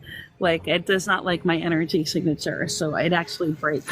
I have a couple of very expensive museum quality specimens of I saw it, your house. I saw it. I love it, but it does not like me, so I cannot touch it very much. I can use it, but I can't really touch it. Wait, Bugitos, is it the silver chain that boss, or is it the actual stone? Oh, I don't have one on a chain. I keep them in like it's the stone that you see me wear all the time on the chain. That's It's just clear quartz crystal. Oh yeah, and that's actually got a spirit in it. Sure. But I keep it in a case so that way I can pick it up. It's like in one of those little cases. It's like a little box case, and it's got like plastic around it. Because if I pick it up and touch it, it is literally going to break. Like you trapped it. It's trapped. Yes, because it's like one of those Marvel characters that's sitting in like the glass plexiglass. I got it. Yeah, I have to keep it like that. Oh, because that's so funny, it just Sarah. breaks into pieces, and it's so expensive. I don't want to break it. It is expensive. Okay, so when you held it the first time, how did you feel? And then that's my last question. Honestly, it's my last question. It makes my hands tingle, and I Yeah, can feel like my painfully. energy well, I can feel my energy going into it. For me, it's not painful. It's more like itchy. Like, you touch something that's very itchy, like poison ivy. more like insulation. I know what you're talking about. The fiberglass got you back in. Okay. Kind of like when your nose kind of what it- tingles. Yeah, Yes. she And got then, like stuck with fiberglass. Yeah. Yes, and then like it shatters. It breaks in like pieces, and yeah, that's just not good for a stone that is quite expensive. You think that's a Yeah. resonance thing? Like how like a crystal glass will shatter when it resonates within its Yes. resonance? Oh, that's a I good very much question. do think that way. That's why I Like put a it in selenite? Yeah. Is selenite part of the family? Oh yeah, it is, because that's the end. Yeah, that's a stupid question. Sorry, guys. I mean, considering you are used to absorbing the energy around you, being within that energy signature to even utilize your gifts, I could see you naturally doing that. And moldivites, it's the hardness of it. I mean, they are brittle, from the Yeah, process that so it came yeah, through. it's So part of that same. They're part of this kyanite, sodalite, all that, right? Yeah. Like I have problems with other selenite. stones. Yeah. I have problems with other stones Thanks, too. Chris. That makes so much more sense. Sorry, Like I'm I sorry. really, Yeah. you're fine. I really like hematite too, but I have the same problem with hematite. Unless it's a very thick piece of hematite, it's going to break. Well, tourmaline's in my pocket right now because I was like, I'm going to go on this live. I got tourmaline and amethyst in my pocket at this point. But tourmaline's, it's a flaky as well. Black tourmaline. yeah, it can be for sure. So they're all part of the same kind of space. The Yeah. amethyst doesn't really have. Well, isn't amethyst really just kind of crystal quartz, and then it just aged less or more? Well, it's all a quartz family. Yeah. It was the different minerals and or the radiation levels around Oh, it hi, Q. are what changed the colors. So sometimes that can happen to where you also get natural citrine through Oh, yeah, right. the heat from the radiation as it also happened. So it just depends on the surroundings, but it's all quartz. It's all quartz with different inclusions. Can I make you guys laugh really fast? But Okay, Random. Do you know who Random is, Sarah? Are you guys, Sarah Lynn? Are you friends with Random? Yeah, I know who he is. Are you friends with Cassie? Yeah, Cassie Jill. So Cassie wants to know about your dolls, and I'm saying it nicely. Would you like me to say what they wrote? Because I tell you what they wrote. I didn't even see it. I just seen it because someone tagged me in something else in the thingy. It says Cassie Joe says get her. I can't do it. I'm gonna pee in my pants. Get her to talk about her ghost dolls. Oh, yeah, I collect haunted objects. I collect haunted objects, and some of them are like overly protective. So like if they get caught on my videos, so like shoots you with flares. Like I've had people like actually message me, and it's like, "What is your girl's problem?" And there's like in the background of like my video or whatever. So I have Sarah Lynn's back. Sarah Lynn had given me a full what is it called, like MTV, like kind of like view of her whole working space, which is beautifully enough, which is like a gorgeous part. And it's just like her space. There's like, it's just so cool. And she has a lot of dolls in there. And some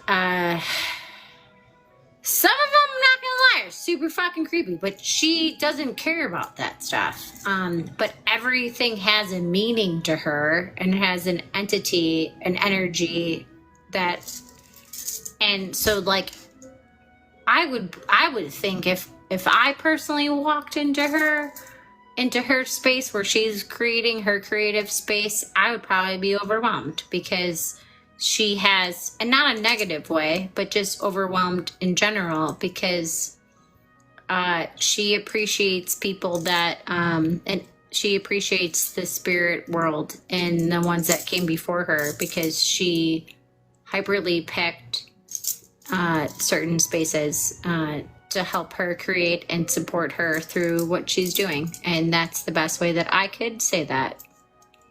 How's that for being diplomatic? Dropping the mic. Yeah, that's definitely nice. I just like to give things a home, and I recognize that everything needs a home. So I try, if it has something in it, to bring it home. And it's creepy as fuck. No, yeah, you know it's creepy. You laughed about it when I was creeped out. Yeah, but, I get a lot of people that say that.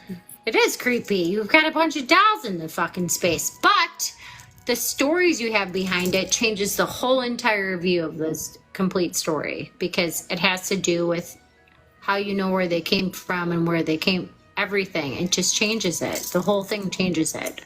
It actually becomes really sincere and sweet.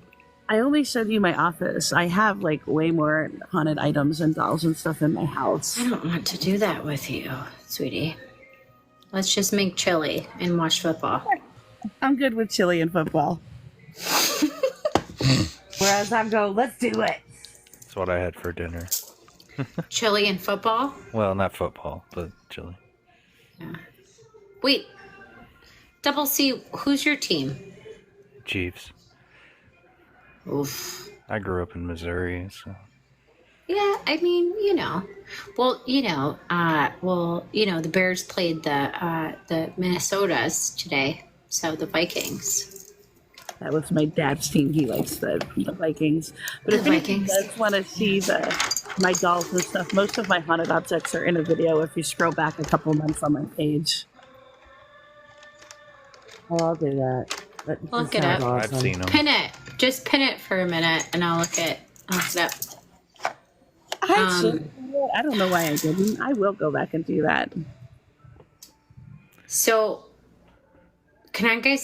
oh, damn it. Can I tell you guys if this doesn't matter because you need to go to bed. I'm not going to do that. But anyway, the Bears lost. Just letting you know. I'm going to lose for Chris. Yeah. Everyone Chris, I don't know what you're doing. Your magical little space with all your moments. Honestly, what you do for work is my dream job. And I've worked with billionaires. And I would love to be like a rock dealer and like a space of energy. I adore everything about you. I think you're honestly top 5 kindest people on TikTok. And I mean that sincerely. You're so cool, dude. So I don't know if you've heard that lately about yourself, and this is coming from a stranger. Thank you. I really do appreciate that. Yeah, well, shut up, and I love you too. Bye. All right. I really gotta get going. I wish you guys health and peace and love and abundance of whatever it is that you seek for. So I hope you guys have a wonderful evening. And we're gonna go and we're gonna peace out. Peace and grace. Night night. Good night.